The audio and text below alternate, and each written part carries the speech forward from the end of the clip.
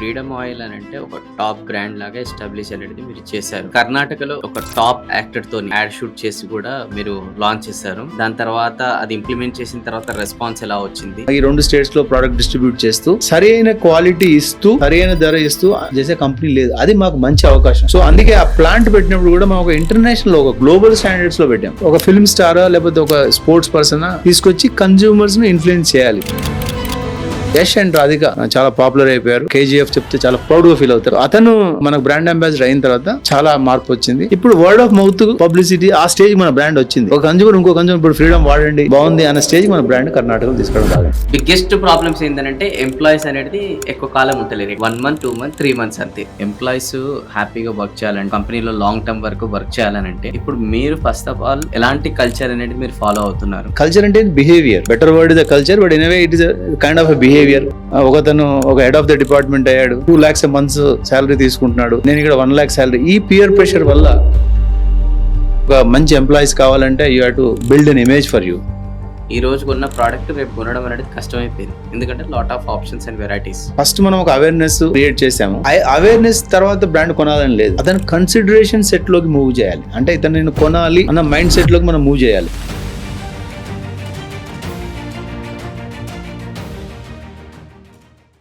నమస్కారం సార్. నమస్కారం Venu Kalyan garu. Thank you so much మీ వాల్యుబుల్ టైం ఇచ్చినందుకు.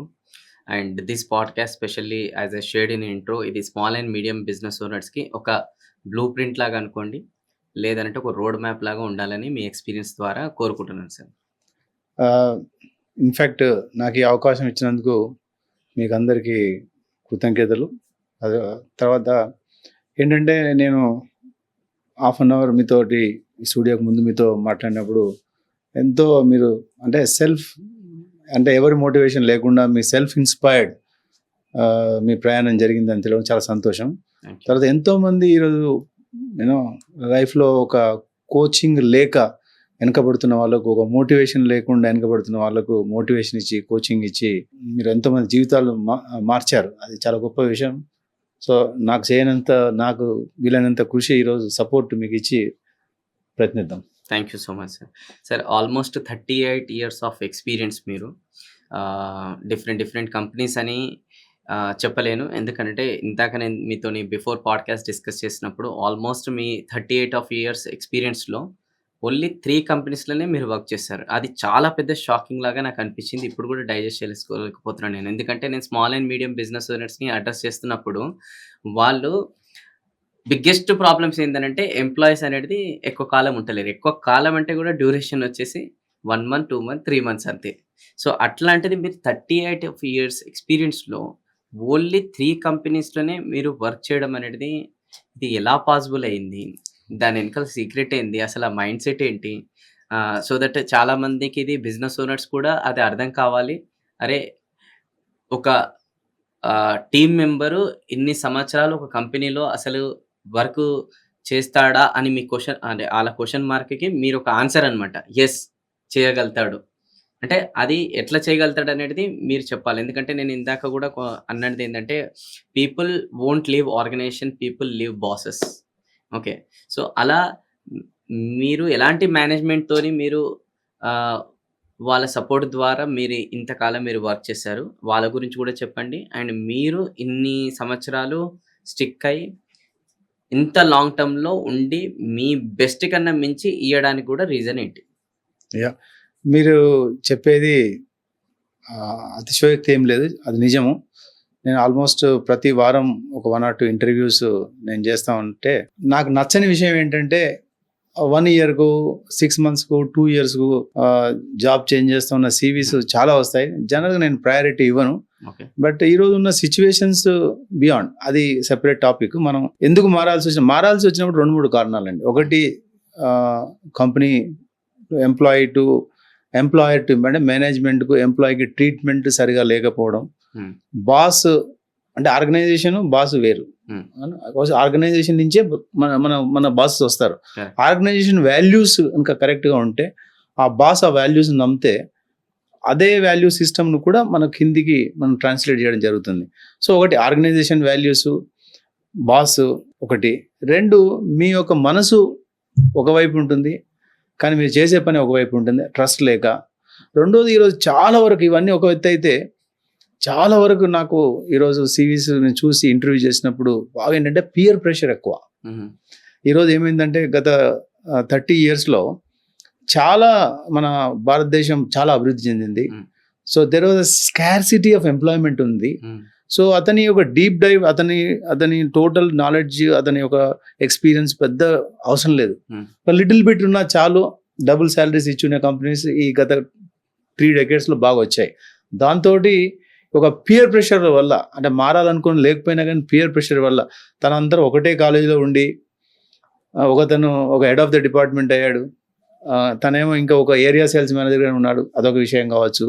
లేదా తను ఒకటే కాలేజీలో ఉన్నారు, అతనేమో 2 lakhs మంత్స్ శాలరీ తీసుకుంటున్నాడు, నేను ఇక్కడ 1 lakh శాలరీ. ఈ పియర్ ప్రెషర్ వల్ల ఎక్కువ jobs people are leaving. But అదొక జెన్యున్ రీజన్ కూడా. కానీ now things are changing. AI వచ్చింది, దాంతో మనకు బిగ్గెస్ట్ సోర్స్ ఈరోజు ఐటీ ఇండియాకు. దాంట్లో ఐటీలో ఎటువంటి మార్పులు వస్తున్నాయో తెలియదు. సో ఇక నుంచి ఎక్స్పెక్టేషన్ కూడా మ్యానుఫ్యాక్చరింగ్ వైపు, సర్వీసెస్ వైపు ఎక్కువ వెళ్తున్నాయని అదొకటి. ఈరోజు అసలు మీరు ప్రస్తావించిన ప్రశ్నకు మనం సమాధానం ఇవ్వాలనుకుంటే, ఒకటి, I always advise my team ఇంటర్వ్యూకి వచ్చే వాళ్ళకు, learning, focus more on learning. ఎప్పుడైతే మీరు పని నేర్చుకుంటున్నారు, పనిపైన ఎక్కువ దృష్టి పెడితే తప్పకుండా ఈ లీవింగ్ అవకాశం రాదు. ఇంకా రెండోది ఏంటంటే, ఫైనాన్షియల్ అభివృద్ధి కూడా లేకపోవడం కావచ్చు, ఉంటే మాత్రం మీరు you should not leave. So as for as నాకు వచ్చేటప్పటికి ఏంటంటే, ఇంతకుముందు మీకు చెప్పినట్టు అగ్రోటెక్లో నేను బయాలజికలీలో డైరెక్ట్ డీసీపీ కోర్స్ చేసిన తర్వాత ఒక పర్చేజ్ అసిస్టెంట్గా జాయిన్ అయినా. ఒక బేసికల్గా ఒక కాలేజీలో ఏదైతే నేర్చుకున్నామో బీఈలో, అదేవిధంగా ఐ వాజ్ వెరీ ఫార్చునేట్. ఇది exactly a great organization for a beginners. ఈరోజు కూడా అదే సిస్టమ్స్ అండ్ ప్రాసెస్ ఉన్నాయని, అఫ్కోర్స్ మోడర్నైజ్ అయింది. కన్ఫ్యూజన్ లేకుండా, అంటే మనం థియరీలో ఏదైతే చదివామో ప్రాక్టికల్స్గా అదే అక్కడ మనకు నేర్చుకోవడం జరిగింది. దాంతో కన్ఫ్యూజన్ లేదు, నా మైండ్ పెద్ద స్ట్రెయిన్ కాలేదు. ఎనివే ఇట్స్ ఒక 2-3 years ఇంటర్న్షిప్ లాగా అక్కడ పనిచేసి మనం అగ్రోటెక్ వచ్చాం. అగ్రోటెక్ వచ్చేటప్పటికి ఐటీసీ అగ్రోటెక్ అంటే 100% ఒక subsidiary of ITC for this edible oil business. అక్కడ కంప్లీట్లీ డిఫరెంట్.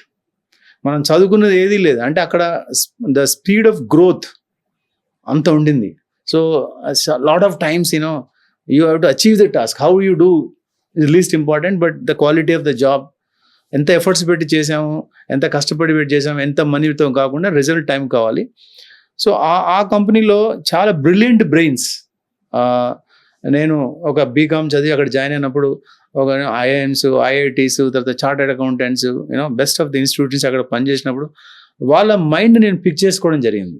సో నేను ఆల్వేస్ నేను చెప్పినట్టు ఒక లెర్నింగ్ మీద ఫోకస్ చేస్తూ, వాళ్ళ థాట్ ప్రాసెస్, ఒక నిర్ణయం వెనుక కారణాలు ఏంటి, వాళ్ళు ఒక డెసిషన్ ఎలా తీసుకుంటున్నారు, ది డెసిషన్ ఫెయిల్ అయితే వాళ్ళ మేనేజ్మెంట్, అంటే ఇచ్చిన ఒక కమిట్మెంట్ ఫెయిల్ అయినప్పుడు దాన్ని మేనేజ్మెంట్కు ఎలా వాళ్ళు కారణాలు ఎలా చెప్పగలుగుతున్నారు, ఒక ప్లానింగ్ చేసేటప్పుడు ఎటువంటి అజంప్షన్స్, అంటే ప్రతి ప్లానింగ్ వెనకాల కొన్ని రీజన్స్ ఉంటాయి కదా, గ్రోత్ రేట్ కావచ్చు, లేదా కన్జ్యూమర్ ఇలా మారుతాడు, ఇలా మార్కెట్ మారబోతుంది. సో అవే pick them all lot. So నాకు ఐటీసీ 9 yearsలో నాకు ఎడిబుల్ ఆయిల్ బిజినెస్లో డిఫరెంట్ డిపార్ట్మెంట్స్ పనిచేసే అవకాశం వచ్చింది. అదొకటి నాకు మోటివేషన్ కావచ్చు. నేను అప్పుడు నా పర్సనల్ క్యారెక్టర్ కూడా, నాకు ట్రావెలింగ్ అంటే చాలా ఇష్టం. సో ఐటీస్లో నేను చాలా ప్లేసెస్ తిరిగాను. చెప్పాలంటే right from a remote place నుంచి ఒక వెరీ వెరీ రిమోట్ ప్లేస్, మంచి సిటీస్లో అన్నిట్లో అంటే చెప్పాలంటే కలకత్తా, ముంబై, హైదరాబాద్, అదోని, వైజాగ్ అలా పనిచేసి, సో డిఫరెంట్ పని చేయడంతో నాకు ఒక వేరే వేరే అనుభవాలు, ఎడిబుల్ ఆయిల్లో అన్ని డిపార్ట్మెంట్ల అనుభవం, దాంతో నేను మారలేదు.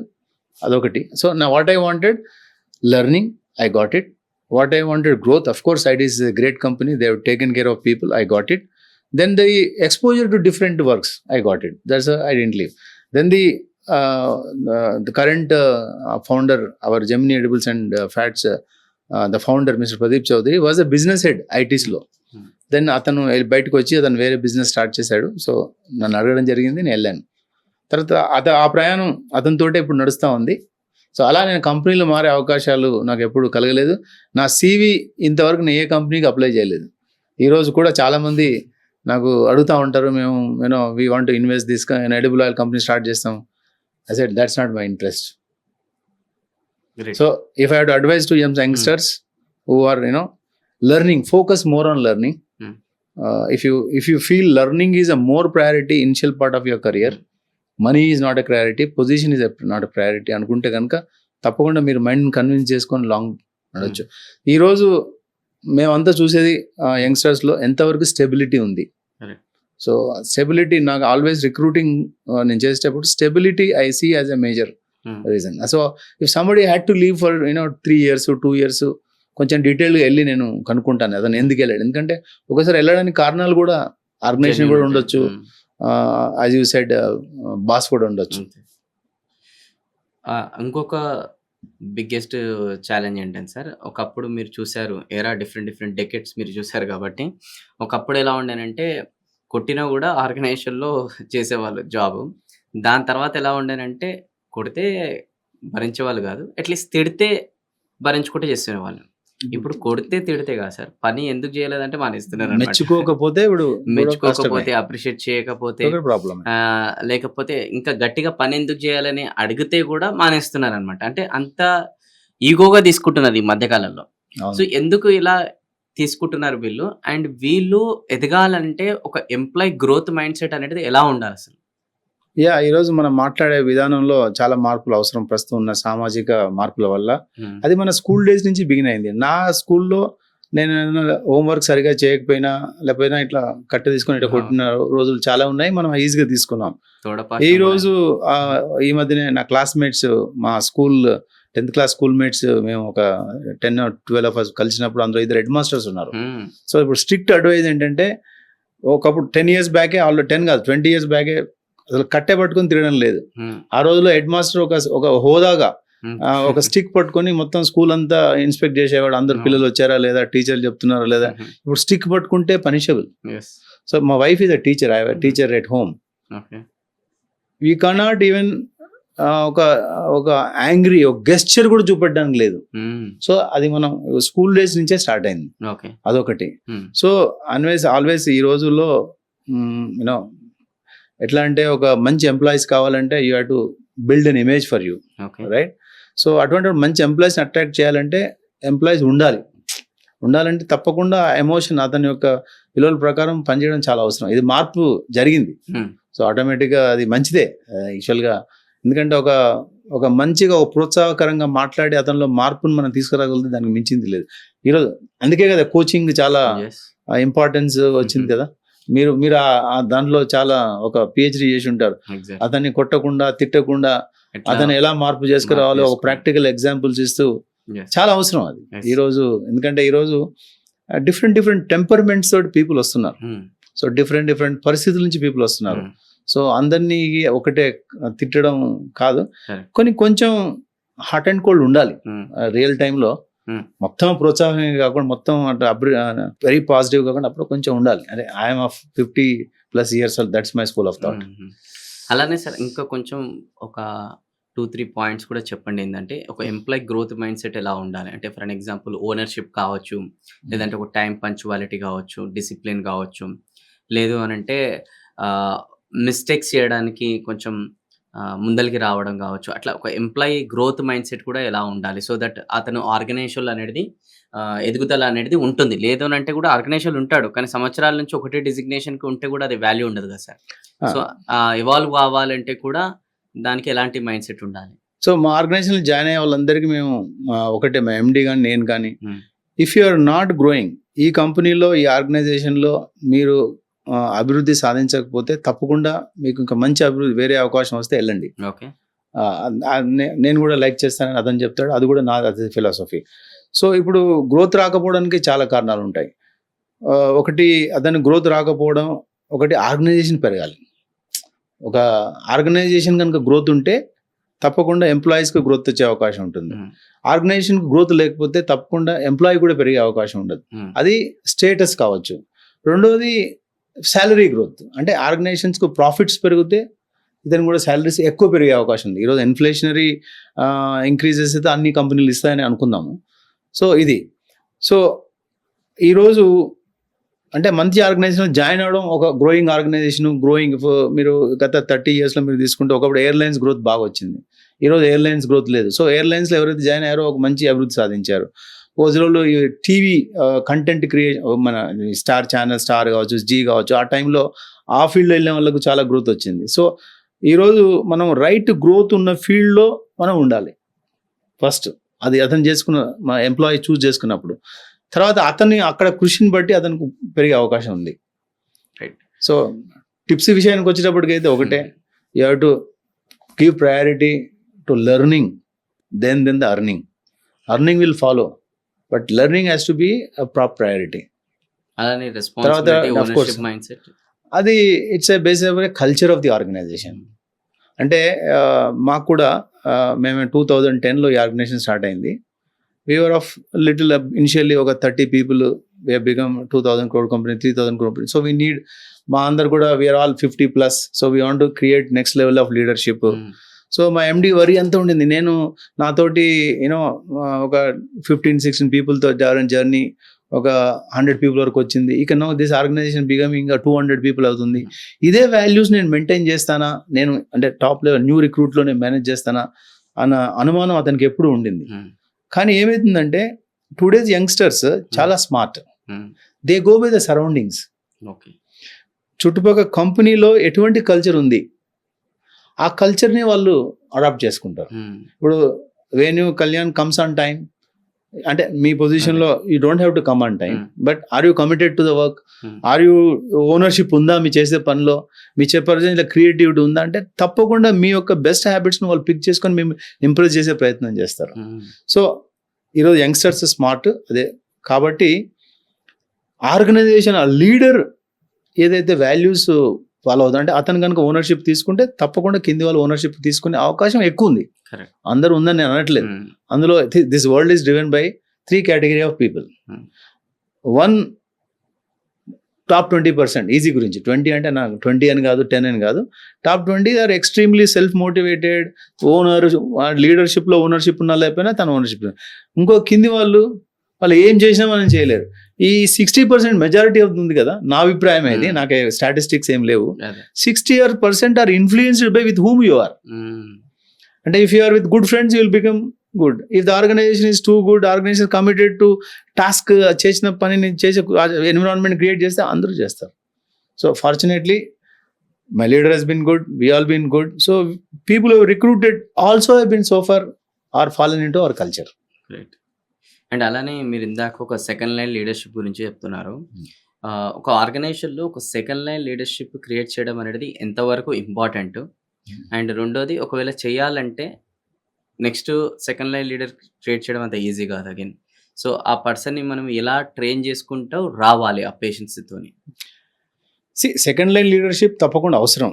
ఎందుకంటే మనం ఆర్గనైజేషన్ పెరగాలి, కొత్త వెంచర్స్ చేయాలి, కొత్త జియోగ్రఫీకి వెళ్ళాలి, కొత్త ప్రోడక్ట్స్ వెళ్ళాలి అంటే మనకు నేను యాజ్ అ లీడర్గా నేను ఇంకా వేరే రెస్పాన్సిబిలిటీ తీసుకునేటందుకు నేను రెడీగా ఉండాలి. అంటే నా పనిని ఇంకోటి చేయడానికి రెడీగా ఉండాలి. సో అది తప్పకుండా అవసరం. తర్వాత we are all ageing, right, we don't live. And then తర్వాత ఇంకొకటి ఏంటంటే మిస్ రెండో ప్రశ్న మళ్ళీ సార్ చెప్పాలి. సెకండ్ లైన్ లీడర్ క్రియేట్ చేయాలంటే వాళ్ళ లోపల ఒకవేళ సెకండ్ లైన్ లీడర్ క్రియేట్ చేయాలనంటే ఆ కింద ఎవరైతే ఉంటారో కదా వాళ్ళ లోపల మనం ఎలాంటి క్వాలిటీస్ చూసి పిక్ చేసుకొని ట్రైన్ చేయాలి. ఎంత చూసినా ద కల్చర్, మనం ఆర్గనైజేషన్ ఫాలో అవుతున్న కల్చర్ ఇంపార్టెంట్. ఆ కల్చర్ని బట్టి ఈ 60% ఆఫ్ ద పీపుల్ తప్పకుండా మారుతారని చెప్పండి, అది చెప్పేది. Okay. So 20% are self motivated అండి జనరల్ గా ఆన్ ద టాప్ లైన్. కింది 20% 10% మీరు ఏం చేసినా వాళ్ళు మీరు మారలేరు. They should not be in the system. 60% are influenceable. వీళ్ళని ఇన్ఫ్లుయెన్స్ చేయొచ్చు, మంచి ప్లేస్ లో పెడితే మంచిగా మారుతారు. It is youth is like that is my observation. And అలానే సార్ ఇప్పుడు ఎడిబుల్ ఆయిల్స్ లాంటి ట్రెడిషనల్ ఇండస్ట్రీలో సేల్స్ టీమ్ని బిల్డ్ చేయాలని అంటే అంత ఈజీ కాదు. ఓకే, బట్ ఈరోజు మీరు సేల్స్ టీమ్ని అనేది బిల్డ్ చేశారు. సో ఎలా బిల్డ్ చేశారు, దాని సీక్రెట్ ఏంది? ఎందుకంటే ఈరోజు small and medium business owners sales టీంలో కూడా చాలా ఛాలెంజెస్ ఫేస్ చేస్తున్నారు బిల్డ్ చేయడం. బిజినెస్ బిల్డ్ చేసే ముందు టీమ్ని బిల్డ్ చేయాలి. తర్వాత team building is not like A car buying and running. It takes time. ఒక 10 మందిని మనం రిక్రూట్ చేస్తే అందులో మనకు ఒక ఇద్దరు people will not like them or ఇద్దరు people will not like you. So it's an ongoing exercise. But unless until team build అయినంత వరకు బిజినెస్లో ప్రోగ్రెస్ ర్యాపిడ్గా రాదు. సో అదేవిధంగా మనం మార్కెటింగ్ చేసి అడ్వర్టైజ్మెంట్ చేసి కన్జ్యూమర్స్ బిల్డ్ చేసి ఒక్కటే రోజు మనకు సేల్స్ ఎలా రావో, గ్రాడ్యువల్గా వర్డ్ ఆఫ్ మౌత్ పబ్లిసిటీ ఎప్పుడైతే వస్తుందో, అడ్వర్టైజ్మెంట్లో అల్టిమేట్ ఏంటంటే వర్డ్ ఆఫ్ మౌత్ పబ్లిసిటీ. నేను టీవీలో అడ్వర్టైజ్మెంట్ ఇచ్చినంత మాత్రాన కన్జ్యూమర్ కొనరు, తెలుసు, వింటారు. అదేవిధంగా ఈ టీమ్ బిల్డింగ్ కూడా ఎప్పుడైతే కంపెనీ మీద నమ్మకం వస్తుందో, తర్వాత ఎప్పుడైతే ఈ ప్రోడక్ట్ ఈ ప్రోడక్ట్లో గ్రోత్ ఉంది, మనం సాధించగలము. ఎందుకంటే సేల్స్కి వచ్చేటప్పటికి ప్రతి ఒక్క ఎంప్లాయీకి ఏంటంటే తను ఇచ్చే పనిలో ఒక ఏమంటారు ఆ సేల్ టార్గెట్స్ కంపల్సరీ అచీవ్ చేసే డైరెక్షన్లో అతను మూవ్ అయితే అతను మోటివేట్ అవుతాడు. లేని పక్షంలో అతను వేరే ప్రోడక్ట్కి వెళ్ళిపోవడం, వేరే కంపెనీకి వెళ్ళిపోవడం జరుగుతుంది. సో ఎందుకంటే ఇక్కడ సక్సెస్ లిటిల్ బిట్ ఇంపార్టెంట్. అతను ఇంకోటి ఏంటంటే ప్రతి ఒక్క చిన్న సక్సెస్ను కంపెనీ అతను రికగ్నైజ్ చేయాలి. మనం ఇచ్చిన టార్గెట్స్ ఒక 1 year టార్గెట్ ఇచ్చినప్పుడు ఇయర్ కాకుండా మంత్లో అతను మన సేల్స్లో టిపికల్ టార్గెట్ ఏంటి, నెంబర్ ఆఫ్ అవుట్లెట్స్ పెనట్రేషన్, తర్వాత నెంబర్ ఆఫ్ డిస్ట్రిబ్యూటర్స్ అపాయింట్మెంట్. అతనికి ఒక 100 డిస్ట్రిబ్యూటర్స్ అపాయింట్మెంట్ ఇచ్చినప్పుడు ఈవిడ అపాయింటెడ్ 10, ఆ 10ను కూడా మనం సెలబ్రేట్ చేసి recognition. So recognition is one way of motivating the team. Okay, another is ఆ సక్సెస్ను మనం కంపెనీ కూడా ఇవ్వగలగాలి. అంటే ఆ టార్గెట్స్ను మరి టూ మచ్ ఎక్కువ ఇవ్వకుండా stretchable, at the same time కష్టపడేటట్టు ఉండాలి, అట్ ద సేమ్ టైం అంత ఈజీగా అవ్వకుండా. సేల్స్ పీపుల్ వరకు ఆల్వేస్ అచీవ్మెంట్ చాలా మోటివేషన్ ఇస్తుంది. ఓకే, అంటే అలానే సార్ ఇప్పుడు ఎంప్లాయీస్ హ్యాపీగా వర్క్ చేయాలంటే, వాళ్ళు ఒక కంపెనీలో లాంగ్ టర్మ్ వరకు వర్క్ చేయాలనంటే, మీరు ఇందాక నుంచి చెప్తున్నారు కల్చర్ ఉండాలని. సో ఇప్పుడు మీరు ఫస్ట్ ఆఫ్ ఆల్ ఎలాంటి కల్చర్ అనేది మీరు ఫాలో అవుతున్నారు? ఒక 2-3 అయినా కొంచెం చెప్పండి. So that small and medium business ఓనర్స్కి అసలు వాళ్ళకి కల్చర్ అనేది ఉండదు. ఏ కల్చర్ లేకపోవడం కూడా ఒక కల్చరే. సో అలా మీరు ఎలాంటి culture, for example bonus kind of thing, or ఇప్పుడు 1 year చేసిన వాళ్ళకి, 3 years చేసిన వాళ్ళకి, 5 years చేసిన వాళ్ళకి, 10 years చేసిన వాళ్ళకి ఎలాంటి వాళ్ళకి ఫెసిలిటీస్ ఉంటాయి? అండ్ అలానే ఈ ఫెస్టివల్ సెలబ్రేషన్ అనుకోండి, ఇట్లా ఏమేమి కల్చర్ అనేది మీరు క్రియేట్ చేశారు ఆర్గనైజేషన్లో ఎంప్లాయీస్ హ్యాపీగా వర్క్ చేయడానికి, అలానే లాంగ్ టర్మ్లో వర్క్ చేయడానికి? కల్చర్ అనేటప్పటికీ అందరికి కూడా, ప్రతి ఇంటికి కావచ్చు, ఒక మనిషికి కావచ్చు, ఒక ఆర్గనైజేషన్ కావచ్చు, కల్చర్ లేదని రిటర్న్గా ఉండకపోవచ్చు, కానీ అన్రిటర్న్గా అందరి ఇళ్లలో ఉంటుంది. ఇళ్లలో ఉంటుంది, మనిషిలో ఉంటుంది, ఆర్గనైజేషన్లో ఉంటుంది. ఒక మనిషి అన్నప్పుడు ఒక కల్చర్ ఉంటుంది. కల్చర్ అంటే behaviour. Culture is better word is a culture, but in a way it is kind of a behaviour. Dos and don'ts, మనం డూస్ అండ్ డోంట్స్ చెప్పకపోవచ్చు, కానీ మీరు అర్థం చేసుకోవాలి. సో ఒక కొత్త అతను జాయిన్ అయినప్పుడు you may not be able to say ఇది నా కల్చర్ అని, బట్ అతను ఒక 2-3 నెలల్లో అతను అలవాటు పడతాడు ఆ కల్చర్కు. ఫర్ ఎగ్జాంపుల్ బిగ్గెస్ట్ ఏంటంటే ఒక బేబీ, మనకు లాట్ మంది ఎక్స్పర్ట్స్ చెప్తారు, బేబీస్ మనం ట్రైన్ చేయాలంటే మనం చెప్పి కాదు, మనం చూపెట్టి పని చేసి, ఇన్ఫాంట్స్ గురించి కానీ కిడ్స్ కానీ మనం మాట్లాడినప్పుడు అది. సో ఈరోజు మా కంపెనీకి వచ్చేటప్పటికి, కల్చర్ విషయానికి వచ్చేటప్పటికి, బేసికల్గా we have a greatest, our leader had a greatest trust. And because ఆయన ఒక స్టాల్వర్ట్ ఎడిబుల్ ఆయిల్స్లో, ఎడిబుల్ ఆయిల్ ఇండస్ట్రీలోనే ఒక మంచి, ఒక ఆనెస్ట్ ఎంప్లాయర్ అనుకోవచ్చు, ఆనెస్ట్ ప్రొఫెషనల్ అనుకోవచ్చు. అతనికి ఒక మంచి రికగ్నిషన్ ఉంది.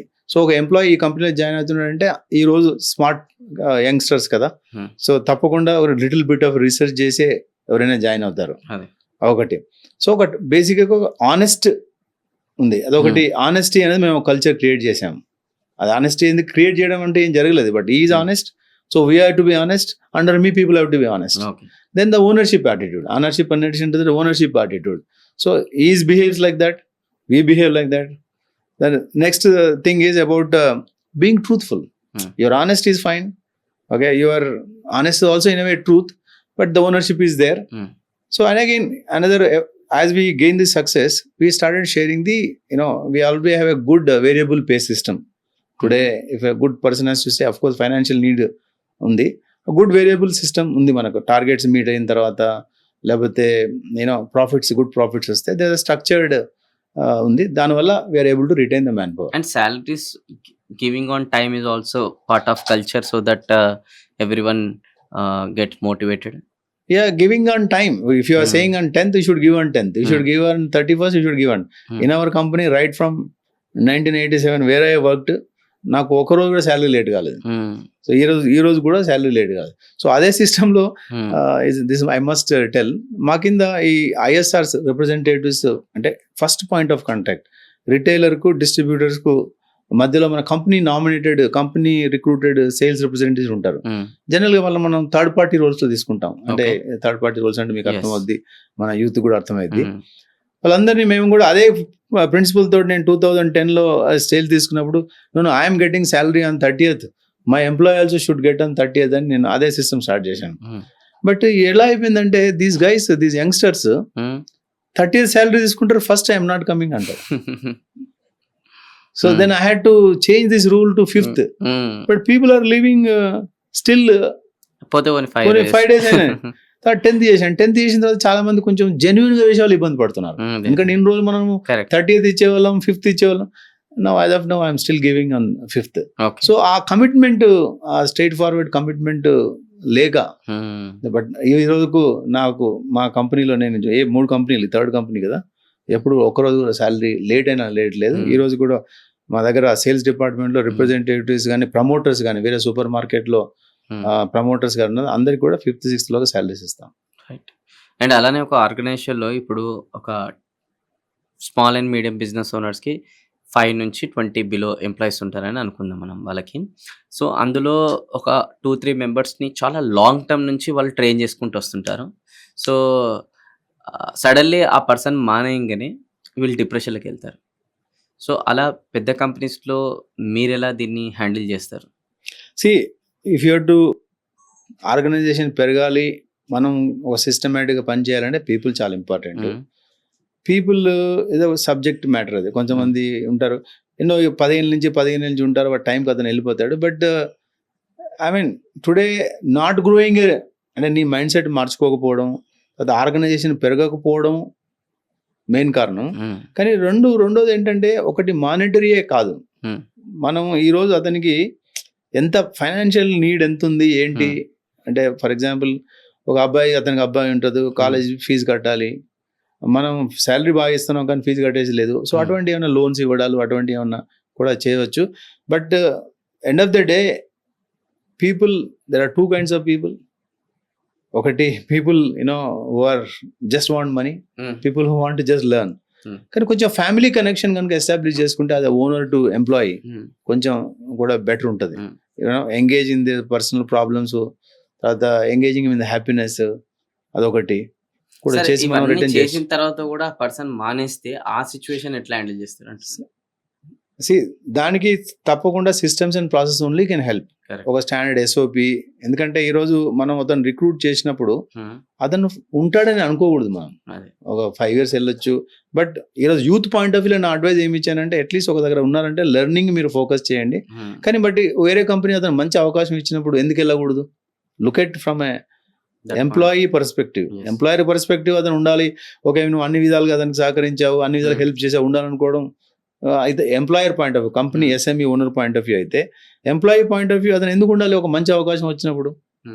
కాబట్టి మనకు ఆల్టర్నేటివ్ కంపల్సరీ ఉండాలి. పీపుల్ ఈ రోజు తప్పకుండా, ఒకప్పుడు నేను ITSలో జాయిన్ అయినప్పుడు ఫస్ట్ లెవెల్ ఆఫ్ లీడర్స్, తర్వాత అందరూ IIT IIMS వచ్చారు. ఫస్ట్ లెవెల్ ఆఫ్ లీడర్స్ ఉన్నప్పుడు అందరూ కూడా ITCలో 1960లో జాయిన్ అయిన వాళ్ళందరూ డెప్యుటేషన్ మీద టొబాకో బిజినెస్ నుంచి వేరే నుంచి ఇక్కడికి వచ్చిన వాళ్ళు ఉన్నారు. ఇప్పుడు అందరూ కూడా అక్కడే జాయిన్ అయ్యారు. They are leaving in ITC.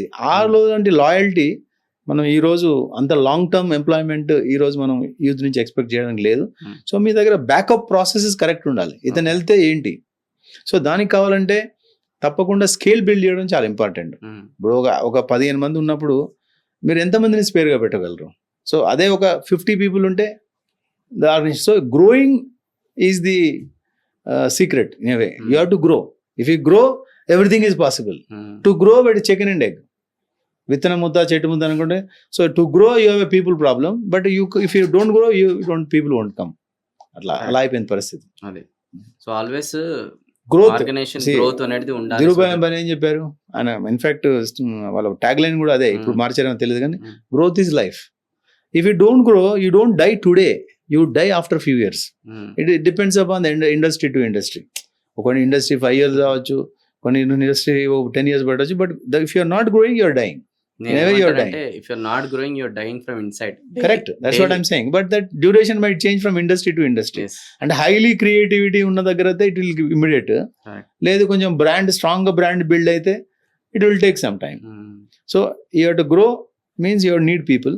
Correct. To need people you have to build up alternative systems. SOPs ఈరోజు IT కూడా మనం ఎనేబుల్ చేయాలి. ఎందుకంటే ఇంట్లో కూర్చొని హ్యాపీగా కంఫర్టబుల్గా చేయాలంటే you must be use IT wherever it is possible. So అది చేయాలి అంటే ఇన్వెస్ట్మెంట్స్ కావాలి, వాళ్ళ పీపుల్లో చేంజ్ కావాలి. అండ్ ఎఫ్ఎంసీజీ మార్కెట్లో కన్జ్యూమర్స్ ఎలా ఉన్నారంటే ఈరోజు మార్కెట్లో బిగ్గెస్ట్ ఛాలెంజ్ ఇన్ ఎఫ్ఎంసీజీ ఇండస్ట్రీలో ఈ రోజు కొన్న ప్రోడక్ట్ రేపు కొనడం అనేది కష్టమైపోయింది, ఎందుకంటే lot of options and varieties. So అలాంటి క్రూషియల్ సిచ్యువేషన్లో, క్రూషియల్ టైంలో మీరు కంటిన్యూగా కన్జ్యూమర్కి మీ ప్రోడక్ట్సే కొనేటట్టు ఎలాంటి ట్రస్ట్ బిల్డ్ చేయడానికి మీరు ఎలాంటి స్ట్రాటజీస్ వాడతారు general? See, consumer will not take with unknown brands risk. Okay. తను తెలియని బ్రాండ్ తనను కొనడు. అది అంటే అడ్వర్టైజ్మెంట్ ఇచ్చిన బ్రాండే కొనాల్సిన అవసరం లేదు. ఇప్పుడు వేణుకన్యల్ గారు మీరు నాకు చెప్పారు ఈ ప్రోడక్ట్ బాగుంటుంది, నేను వాడాను, మీకు ఎవరు చెప్పారు, ఓకే, సంబడీస్ ఎక్స్పీరియన్స్ మీకు షేర్ చేశారు, మీరు నాకు షేర్ చేశారు, నేను బ్రాండ్గా కొంటాను.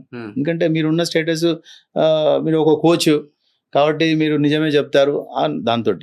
సో బేసికల్గా ఇక్కడ అన్నోన్ బ్రాండ్స్ కొనరు. అది అడ్వర్టైజ్మెంట్ రావచ్చు, లేదా సంబడీస్ కావచ్చు, లేదా యూట్యూబ్లో యాడ్ కావచ్చు, ఏదో ఒకటి. ఓన్లీ ఒకటే నోన్ ఉందా? లేదు. మా ఎడిబుల్ ఆయిల్ తీసుకున్నప్పుడు there are set of brands. So continuously engaging the consumer.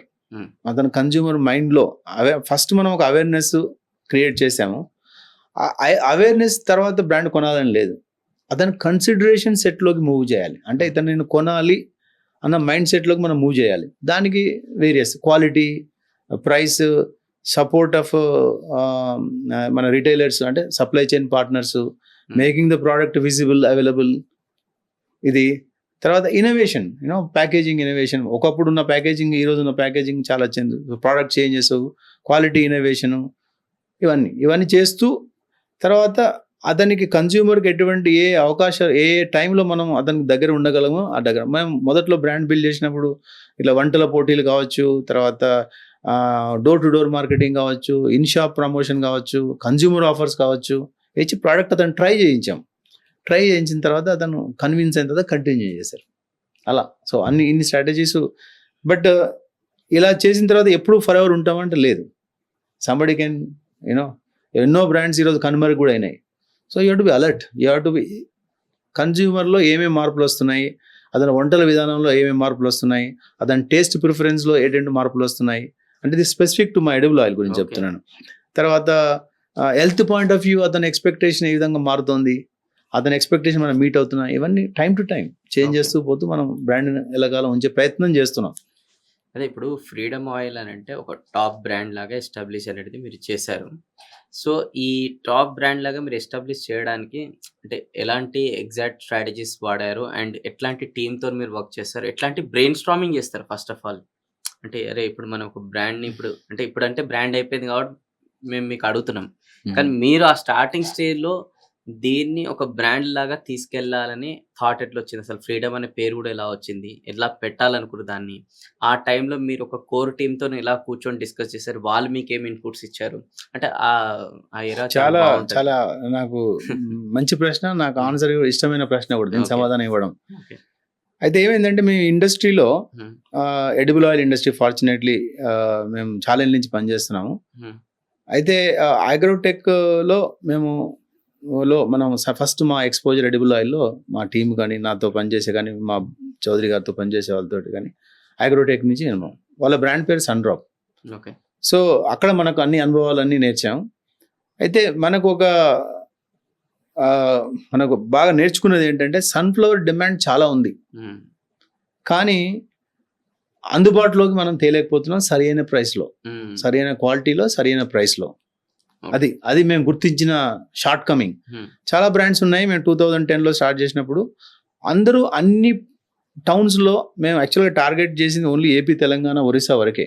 Okay. తర్వాత కొన్ని స్టేట్స్కి ఎక్స్టెన్షన్ చేసాం బికాస్ మనకు మంచి రెస్పాన్స్ వచ్చిందని. అప్పుడు మనం తెలుసుకునేది ఏంటంటే అన్ని బ్రాండ్స్ అన్ని ప్లేసెస్లో డిస్ట్రిబ్యూట్ చేయట్లేదు. ఒక కంపెనీ నార్త్ ఇండియా కంపెనీ ఉంటుంది, నార్త్ ఇండియాలో they are successful, they are happy. తర్వాత సౌత్ ఇండియాలో ఇంకా 2 వేరే స్టేట్స్లో ఉన్న బ్రాండ్స్ మన ఆంధ్రప్రదేశ్, తెలంగాణ స్టేట్స్లో అమ్మేవి, వాళ్ళు దే ఆర్ హ్యాపీ. సో ఒక ఏపీలో, తెలంగాణ, తెలుగు స్టేట్స్లో 2 స్టేట్లో ఒక ఫోకస్డ్ కంపెనీ ఏది లేదు.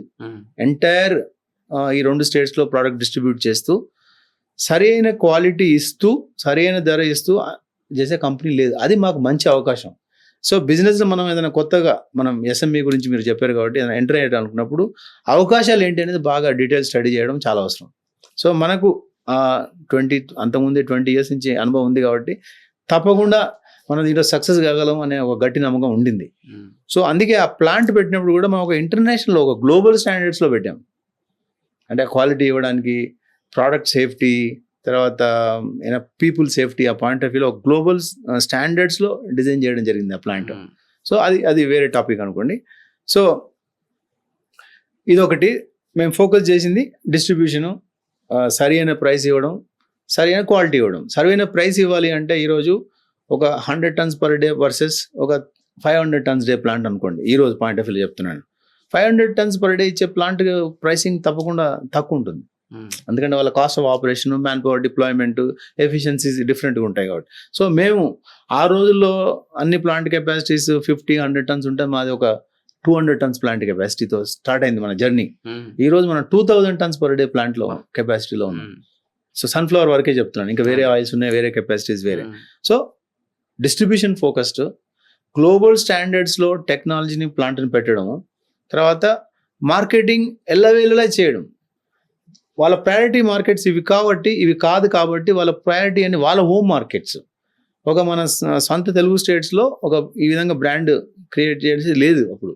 సో మనం మార్కెటింగ్ అంటే ఓన్లీ టీవీలో అడ్వర్టైజ్మెంట్ కాకుండా కంప్లీట్గా ఇంతకుముందు చెప్పినట్టు in shop campaigns, product demonstrations, వంటలు చేసి మనం వాళ్ళకు ప్రోడక్ట్ చూపెట్టడం, న్యూట్రిషన్స్ తోటి మనకు ఒక డిస్కషన్స్ పెట్టడం, షెఫ్స్ తోటి ప్రోడక్ట్ డెమాన్స్ట్రేషన్ చేయడం, అన్ని ప్లేస్లో చేసామని కాదు కానీ అకార్డింగ్ టు ద నీడ్ చేసి మనం ఈరోజు ఈ విధంగా బిల్డ్ చేసాం. గ్రేట్. అంటే ఆ కోర్ టీమ్ తోని మీరు కూర్చున్నప్పుడు కూడా అదే పేరు ఎలా వచ్చింది? పేరు వచ్చేటప్పటికి అఫ్ కోర్స్ ఇది ఒక ఎక్స్పర్టైజ్. ఇంతకుముందు నేను మార్కెటింగ్ రంగంలోకి ఈ కంపెనీలోనే ఫస్ట్ టైంగా ఎంటర్ అయ్యాను. ఓకే, ఎంతకుముందు ఓన్లీ ట్రేడింగ్, సేల్స్ అలా ఉన్నాను. సో మనకు ఒక భారతదేశంలో అగ్రగామి ఒక మార్కెటింగ్ కన్సల్టెంట్ మనం పెట్టుకున్నాం. అతని పేరు ఏజీ కృష్ణమూర్తి గారు. ఏజీ కృష్ణమూర్తి గారు ఈ సమయంలో అతనికి మనం ఒక నిమిషం చెప్పకపోతే నేను తప్పు చేసామని అవుతాను. అతను ముద్ర అడ్వర్టైజింగ్ ఏజెన్సీ స్టార్ట్ చేసి పార్ట్ ఆఫ్ రిలయన్స్ హైదరాబాద్లో సెటిల్ అయ్యారు. మేము అతనికి వెళ్ళి మేము ఇట్లా బ్రాండ్ లాంచ్ చేస్తున్నాము, మా అంతా బ్యాక్గ్రౌండ్ మేము ఇన్ని కంపెనీస్లో పనిచేసాము అని వచ్చినప్పుడు అతను ఒప్పుకోలేదు. బాబు, నేను ఇక్కడ నా లైఫ్లో అన్ని సక్సెస్ చేసి ఇప్పుడు హ్యాపీగా హైదరాబాద్లో ప్రశాంతమైన జీవితం గడుపుతున్నాను, ఇప్పుడు మీ ప్రోడక్ట్ తీసుకొని నేను మళ్ళీ సక్సెస్ కావద్దు, నాకు పేరు పోతుంది అంటే, సార్ మీరు టైం తీసుకోండి అని. ఎందుకంటే అప్పటికి మార్కెటింగ్, నాకు సేల్స్ అంతా ఒక అనుభవం ఉంది, ట్రేడింగ్, ఆయిల్ ఎలా అమ్మాలో అనుభవం ఉంది కానీ, but marketing is about brand positioning కావచ్చు. ఎందుకంటే మార్కెటింగ్లో ఫెయిల్ అయిన కేసెస్ చాలా ఎక్కువ, సక్సెస్ అయినాయి మన దృష్టికి వస్తాయి కానీ అండర్ గ్రౌండ్లో కిండ్ అయినాయి చాలా ఉంటాయి. సో అతను ఓన్ ఇన్వెస్టిగేట్ చేశాడు వేరే రీజన్ ద్వారా. ఒక ఆనెస్ట్, ఇంతకుముందు చెప్పాను కదా మా చౌదరి గారు చాలా honest, legendary in edible oils. అతను ఏం చెప్పాడంటే, నేను ఒక 1 year నేను ట్రై చేస్తాను మీతోటి అని చెప్పాడు. 1 year తర్వాత then till last day of his death, February 4th or 3rd of 2014 or 15 he expired. Till this last day he was helping us. అంటే సో ఒక పార్ట్ ఆఫ్ ద టీమ్ అయిపోయారు. So ఈరోజు వాళ్ళ ఫ్యామిలీ అందరూ కూడా నాకు పరిచయం ఉంది. బట్ ఈ మధ్య వాళ్ళ కళ్యాణ్ అబ్బాయి పేరు మధ్య చాలా లేదులేండి, ఒక 7-8 years మాట్లాడక. సో ఏజీ కృష్ణమూర్తి గారు, ఆ పేరు విషయానికి వచ్చేటప్పటికి ద ప్రాసెస్. మనం ఇక్కడ ఫ్రీడమ్ అన్న బ్రాండ్ ఈరోజు పెట్టుకుంటే ఎక్కడో ఢిల్లీలో ఆల్రెడీ ఫ్రీడమ్ ఉండొచ్చు. సో ఫస్ట్ నేషన్ వైడ్గా మనం ఉన్న ఎడిబుల్ ఆయిల్ బ్రాండ్స్ మనం కలెక్ట్ చేయడం, డేటా ఒకటి, అది ఒక ఇంపార్టెంట్ ఎక్సర్సైజ్. ఈరోజు మీరు బ్రాండ్ పెట్టినప్పుడు ఇన్వెస్ట్మెంట్ బ్రాండ్లో కంపల్సరీ అవసరం ఈరోజు ఉన్న పరిస్థితుల్లో. అట్లీస్ట్ కన్జ్యూమర్ బ్రాండ్లో, B2B సెగ్మెంట్లో వేరే పరిస్థితులు ఉండొచ్చు కానీ B2Cలో అయితే అన్ని ఆల్ ఓవర్ ఇండియా మన ఓన్ సోర్సెస్ ద్వారా. But there are agencies also. ఈరోజు మీకు కొన్ని నేషనల్ వైడ్ ఇంటర్నేషనల్ కంపెనీస్ కూడా ఉన్నాయి. ఓవర్ ఇంటూ మార్కెటింగ్ ఈ డాటా ఇచ్చే కంపెనీస్ వాళ్ళ ద్వారా మనం డాటా కొన్నాం. అదే. అంటే కాంతార్ పేర్లు. ప్యానల్ కావచ్చు, నీల్సన్ కావచ్చు, టోటల్ అవైలబుల్ బ్రాండ్స్ పేర్లు మనకి ఇస్తారు. అదొకటి. తర్వాత అండ్ రెండోది ఇది చాలా point, sorry for the interruption. ఎందుకంటే small and medium business owners ఒక ప్రోడక్ట్ ని తీసుకొని దాన్ని ఇలా చెక్ చేసుకోకుండా దాన్ని ఒక బ్రాండ్ లాగా బిల్డ్ చేస్తారు. తర్వాత అది you will see somebody is already registered Yes. Prior to you. అదే వీళ్ళ సో మేము brand గా ఆల్రెడీ మిస్టేక్ చేయలేదు. ఎందుకంటే అదే. వీఆర్ ఫ్రమ్ ప్రీవియస్ కంపెనీస్ అన్ని ఒక పెద్ద పెద్ద కంపెనీలో పనిచేసి వచ్చే అనుభవం ఒకటి. తర్వాత ఎడ్యుకేషన్ మూర్తి గారు మనకు ఉన్నారు కాబట్టి అదొకటి. రెండవది దీనికి మన సెలెక్ట్ చేసిన నేమ్ కు మనకు ఐపీ రైట్స్, ఇంటెలిజెన్స్, మన ట్రేడ్ మార్క్ రైట్స్ ఒకటి క్రియేట్ చేయాలి. Correct. సో తర్వాత ఏజెన్సీకి ఇచ్చిన తర్వాత ఎంప్లాయీస్ కూడా ఇచ్చాము, కాంపిటీషన్ క్రియేట్ చేసాం. అందరూ సజెస్ట్ చేయండి అని నేమ్స్. తర్వాత ఏజెన్సీ కూడా ఇచ్చాం. టోటల్ నేమ్స్ రఫ్లీ అరౌండ్ 500 పైన నేమ్స్ బా. మనకు వచ్చినాయి. అందులో ఒక 15-20 షార్ట్ లిస్ట్ చేయడం జరిగింది. తర్వాత షార్ట్ లిస్ట్ చేసిన తర్వాత మళ్ళీ ఒక బ్రెయిన్ స్టార్మింగ్. తర్వాత మనకు ఒక నేమ్ ఇస్తే దాని నేమ్ క్రియేటివ్ ఎక్స్ప్రెషన్ లో ఆ నేమ్ మంచిగా ఉపయోగపడేటట్టు ఉంటే బాగుంటది. So Correct. అట్లా ఆ నేమ్స్ తర్వాత ఒక 5 నేమ్స్ రావడం జరిగింది. ఆ 5 నేమ్స్ లో ఫ్రీడమ్ కూడా ఉండడం జరిగింది. ఆ 5 నేమ్స్ మన కన్జ్యూమర్స్ దగ్గరికి వెళ్ళడం జరిగింది. ఏ నేమ్ అయితే బాగుంటుంది, ఇది ఎడిబుల్ ఆయిల్ బ్రాండ్ అంటే అప్పుడు ఫ్రీడమ్ సెలెక్ట్ చేయడం జరిగింది. బా. తర్వాత ఫ్రీడమ్ సెలెక్ట్ చేసిన తర్వాత మళ్ళీ డిజైన్ ఎలిమెంట్స్ కూడా అప్పుడే we will become entire south ఉంటాం. ఇప్పుడు కాకపోయినా ఒక 10 years తర్వాత సౌత్ అవుతామని చెప్పి చెన్నైలో, కర్ణాటకలో, కేరళ, తర్వాత తమిళనాడు, మహారాష్ట్ర ఇన్ని స్టేట్స్లోకి వెళ్ళి ఈ ఫ్రీడమ్ డిజైన్స్ ఒక 10 డిజైన్స్ తీసుకెళ్ళి ఏ డిజైన్ అయితే మీకు నచ్చుతుంది అనేది షార్ట్ లిస్ట్ చేసి అందులో షార్టెడ్ అనే డిజైన్ మనం తీసుకోవడం జరిగింది. ఫార్చునేట్లీ ఫ్రీడమ్ నేమ్ నేను ఇచ్చింది సెలెక్ట్ అయింది. ఫ్రీడమ్ నేమ్ అదే. నామకరణం నా బ్రెయిన్ లో నుంచి వచ్చిన పేరు. గ్రేట్. నేను అదే మనసులో ఇందాక అడదాం అనుకున్నా. ఆ 5 లో మీరేం నేమ్ సెలెక్ట్ చేసిరని. మీరు ఫార్చునేట్ గా ఫ్రీడమ్ సెలెక్ట్ చేసి ఫైనల్ ఏజీ కృష్ణమూర్తి గారు ఇదే అవుతుంది చూడండి అని కూడా చెప్పారు. అదే అయింది. సూపర్. ఎందుకంటే దాంట్లో క్రియేటివ్ ఎక్స్ప్రెషన్ అంటే కన్జ్యూమర్ కు నచ్చింది. తర్వాత మాకు కూడా ఎందుకు నచ్చిందంటే ఫ్రీడమ్ తోటి మనం చాలా వర్క్ చేయొచ్చు. దాని తర్వాత మళ్ళీ అది ఫిక్స్ అయిన తర్వాత ఇప్పుడు ఈ బ్రాండ్ ని తీసుకెళ్ళాలి కదా మార్కెట్ లో. సో ఈ బ్రాండ్ ని మార్కెట్ లో తీసుకెళ్లేటప్పుడు ప్రాసెస్ లో స్టార్టింగ్ లో మీకు ఎలాంటి ఛాలెంజెస్ వచ్చినాయి? అలా ఆ ఛాలెంజెస్ లో కూడా చాలా వస్తాయి ఆబ్వియస్లీ. కానీ ఈ రోజు అవి ఛాలెంజ్ లాగా మీకు వర్తించదు. ఇట్స్ లెర్నింగ్ అయిపోయింది అది. బట్ ఆ ఛాలెంజెస్ లో అట్లాంటిది ఒక ఛాలెంజ్ ఉందా మీకు? అరే అంటే ఛాలెంజ్ ఏపీ తెలుగులో ఏపీ తెలంగాణ తెలుగు స్టేట్స్ లో పెద్ద ఇష్యూ ఏమి కాలేదు. ఎందుకంటే అదే టోల్డ్ యూ ఎవరు కూడా ప్రతి టౌన్ లో ప్రోడక్ట్ పెట్టాలన్న దృష్టి ఎవరు పెట్టలేదు. తర్వాత క్వాలిటీ చాలా మంది ఇవ్వలేదు. ఇప్పుడు చాలా మంది ఇస్తారు. I will come to that later. కానీ వేరే స్టేట్స్ లో తప్పకుండా ఛాలెంజెస్ ప్లేస్ చేస్తాం. ఫర్ ఎగ్జాంపుల్ కర్ణాటక వెళ్ళాము. ఎందుకంటే ఎప్పుడైతే మేము ఇక్కడ 2010 లో స్టార్ట్ చేసి 2013-14 లోనే ఒక అతిపెద్ద బ్రాండ్ క్రియేట్ చేయడం జరిగిందో, మిగతా స్టేట్స్ లో ఉన్న స్ట్రాంగ్ బ్రాండ్స్ ఉన్నాయి కదా, ఆ లోకల్ స్టేట్ లో చాలా అగ్రెసివ్ అయ్యారు. సో వాళ్ళు కూడా క్వాలిటీ ఎక్కువ ఇవ్వడం, వాళ్ళు కూడా ఒక మంచి అడ్వర్టైజ్మెంట్ ఏజెన్సీ పెట్టుకొని క్రియేటివ్ చేయడం. సో మేము అక్కడికి వెళ్ళినప్పుడు తప్పకుండా మేము ఫేస్ చేసాం. ప్రాబ్లం ఏం ఫేస్ చేసామంటే ఇక్కడ ఉన్న కమ్యూనికేషన్ మేము వాడగలిగాం. ఇక్కడ మేమైతే అడ్వర్టైజ్మెంట్ ఏవి చేసామో అవి కన్నడ ట్రాన్స్లేట్ చేసి అక్కడ చేసాం. అట్లా మేము ఒక ఇబ్బంది గురైనాం. ఎందుకంటే ప్రతి స్టేట్లో ప్రతి బ్రాండ్ లాంచ్ చేసినప్పుడు అక్కడ ఉన్న విధానాలు, అక్కడ ఉన్న కాంపిటీషన్ డిఫరెంట్, మన బ్రాండ్ పొజిషనింగ్ సేమ్ పని చేయవచ్చు, పని చేయకపోవచ్చు. అది తెలుసుకోవడానికి కొంచెం ఒక 2-3 years పట్టింది. తర్వాత మనం కన్నడ పాయింట్ ఆఫ్ వ్యూ మనం ఫోకస్ చేసి ఎప్పుడైతే కమ్యూనికేషన్ పెట్టామో అక్కడ కర్ణాటక కూడా మన అభివృద్ధి బాగా సాధించాం. కర్ణాటకలో మీరు ఒక టాప్ యాక్టర్ తోని యాడ్ షూట్ చేసి కూడా మీరు లాంచ్ చేశారు. సో అలా టాప్ యాక్టర్ తోని వెళ్ళాలని మీకు ఎలా అనిపించింది? యాడ్ షూట్ ఎక్స్పీరియన్స్ ఏంది? దాని తర్వాత అది ఇంప్లిమెంట్ చేసిన తర్వాత రెస్పాన్స్ ఎలా వచ్చింది? అసలు ఇలాంటి క్యాంపెయిన్ అనేది చేయాలా, లేదంటే దాని నుంచి ఏమైనా నేర్చుకున్నారా? ఇంకేదైనా చేస్తే బాగుంటుంది, ఇట్ వాజ్ ఎ లెసన్ అని మీకు ఏమైనా అనిపించిందా? అయితే ఇక్కడ మెయిన్ మనం బ్రాండ్ లాంచ్ చేసినప్పుడు 2010లో మనం క్వాలిటీ ఇచ్చాము, ఒక ఫెయిర్గా యాక్సెప్టెన్స్ వచ్చింది. అయితే ప్రతి అడ్వర్టైజ్మెంట్కి ముందు తర్వాత మనం కాన్స్టెంట్గా మనం ఒక రీసెర్చ్ ఏజెన్సీని అపాయింట్ చేసి హండ్రెడ్స్ ఆఫ్ కన్జ్యూమర్స్ దగ్గరికి వెళ్ళి వేరియస్ ప్లేసెస్లో అర్బన్, రూరల్ అట్లా వెళ్ళి మనం ఫీడ్బ్యాక్ తీసుకుంటాం. సో ఈ ఫస్ట్ అడ్వర్టైజ్మెంట్ లాంచ్ చేసిన తర్వాత మనం ఫీడ్బ్యాక్ తీసుకున్నప్పుడు అంటే ఫ్రీడమ్ నువ్వు ఎందుకు వాడావు, మిగతా బ్రాండ్ను వాడి మన ఫ్రీడమ్ ఎందుకు వచ్చావు, ఫ్రీడమే ఎందుకు కంటిన్యూ అవుతున్నావు, ఫ్రీడమ్ ఎందుకు డిస్కంటిన్యూ అయ్యాం. ఇది మనం ప్రతి అడ్వర్టైజ్మెంట్ చేసినప్పుడు మనం అయితే మనం 2010లో చేసినప్పుడు ఫస్ట్ ఫ్రీడమ్ అయిన తర్వాత మనం ఫ్రీడమ్ అంటే మనం బేసికల్గా నేమ్కు దృష్టిలో పెట్టుకొని మనం కమ్యూనికేషన్ లాంచ్ చేసాం. Freedom to eat, freedom to enjoy. అంటే నువ్వు తినగలిగినంత భయపడకుండా తిను, ఎందుకంటే మేము క్వాలిటీ ఆ విధంగా ఇస్తున్నాం కాబట్టి. కానీ కన్జ్యూమర్ ఒక న్యూ ఇన్సైట్ ఇచ్చారు. ఏంటంటే మీ సన్ఫ్లవర్ ఆయిల్ వంట నూనె వాడినప్పుడు తక్కువ అబ్జర్వ్ అవుతుంది మేము, కాబట్టి తక్కువ నూనెతో మేము ఎక్కువ వంట వండుకుంటున్నాం. అంటే బేసికల్గా ఒక 3-4 లీటర్స్ వాడుతున్నప్పుడు 100 ml లేదా 200 ml క్వాంటిఫై చేయలేదు, బట్ వాడుతున్నారు. ఫీడ్బ్యాక్ ఇచ్చారు. ఫీడ్బ్యాక్ ఇచ్చినప్పుడు మేము కొంచెం ఏంటిది అన్ని సన్ఫ్లవర్ ఆయిల్లే కదా. అప్పటికే సన్ఫ్లవర్ ఆయిల్ ఒక 3-4 బ్రాండ్స్ ఉన్నాయి, అందులో నేషనల్ బ్రాండ్స్ కూడా ఉన్నాయి, లోకల్ స్ట్రాంగ్ బ్రాండ్స్ కూడా ఉన్నాయి. మనం తిరిగినప్పుడు కొంతమంది సన్ఫ్లవర్ ఆయిలే ఇవ్వట్లేదు.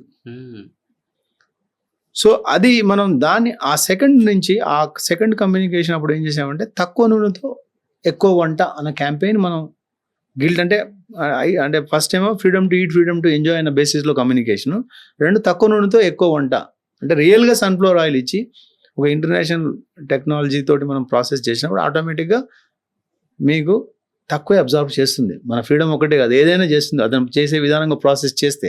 ఆ ఇన్సైట్ మనం ఇచ్చింది, నేను పెట్టింది కదా, కన్జ్యూమర్స్ ఇచ్చారు. మనం హైదరాబాద్లో కొంతమంది కన్జ్యూమర్స్ ఇచ్చారు.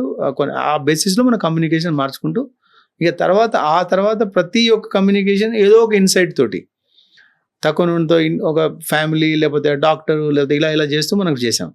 తర్వాత కర్ణాటక యష్ పాయింట్కి వచ్చినప్పటికీ ఇదే కమ్యూనికేషన్ మనం అక్కడ వెళ్ళాం, కానీ అక్కడ ఆల్రెడీ స్ట్రాంగ్ బ్రాండ్ ఎంట్రెన్స్ అయిపోయి క్వాలిటీ వాళ్ళు కరెక్ట్ ఇవ్వడం మొదలు పెట్టారు. సో మనది వాళ్ళది సేమ్ అవుతుంది. ఇప్పుడు మనకు అంటే మన కమ్యూనికేషన్ పనిచేయట్లేదు, మనకు ఇన్ఫ్లుయెన్సర్ కావాలి. ఆ పరిస్థితుల్లో మనం యష్ను మనం క్వాలిటీ ఇస్తున్నాం, అందరూ క్వాలిటీ ఇస్తున్నారు, కానీ మనం ప్రైస్ తక్కువ ఇస్తున్నాం బీయింగ్ న్యూ ఎంట్రెంట్. కానీ ఈరోజు కన్జ్యూమర్ ప్రైస్ చూసేవాళ్ళు తగ్గిపోతున్నారు రోజు.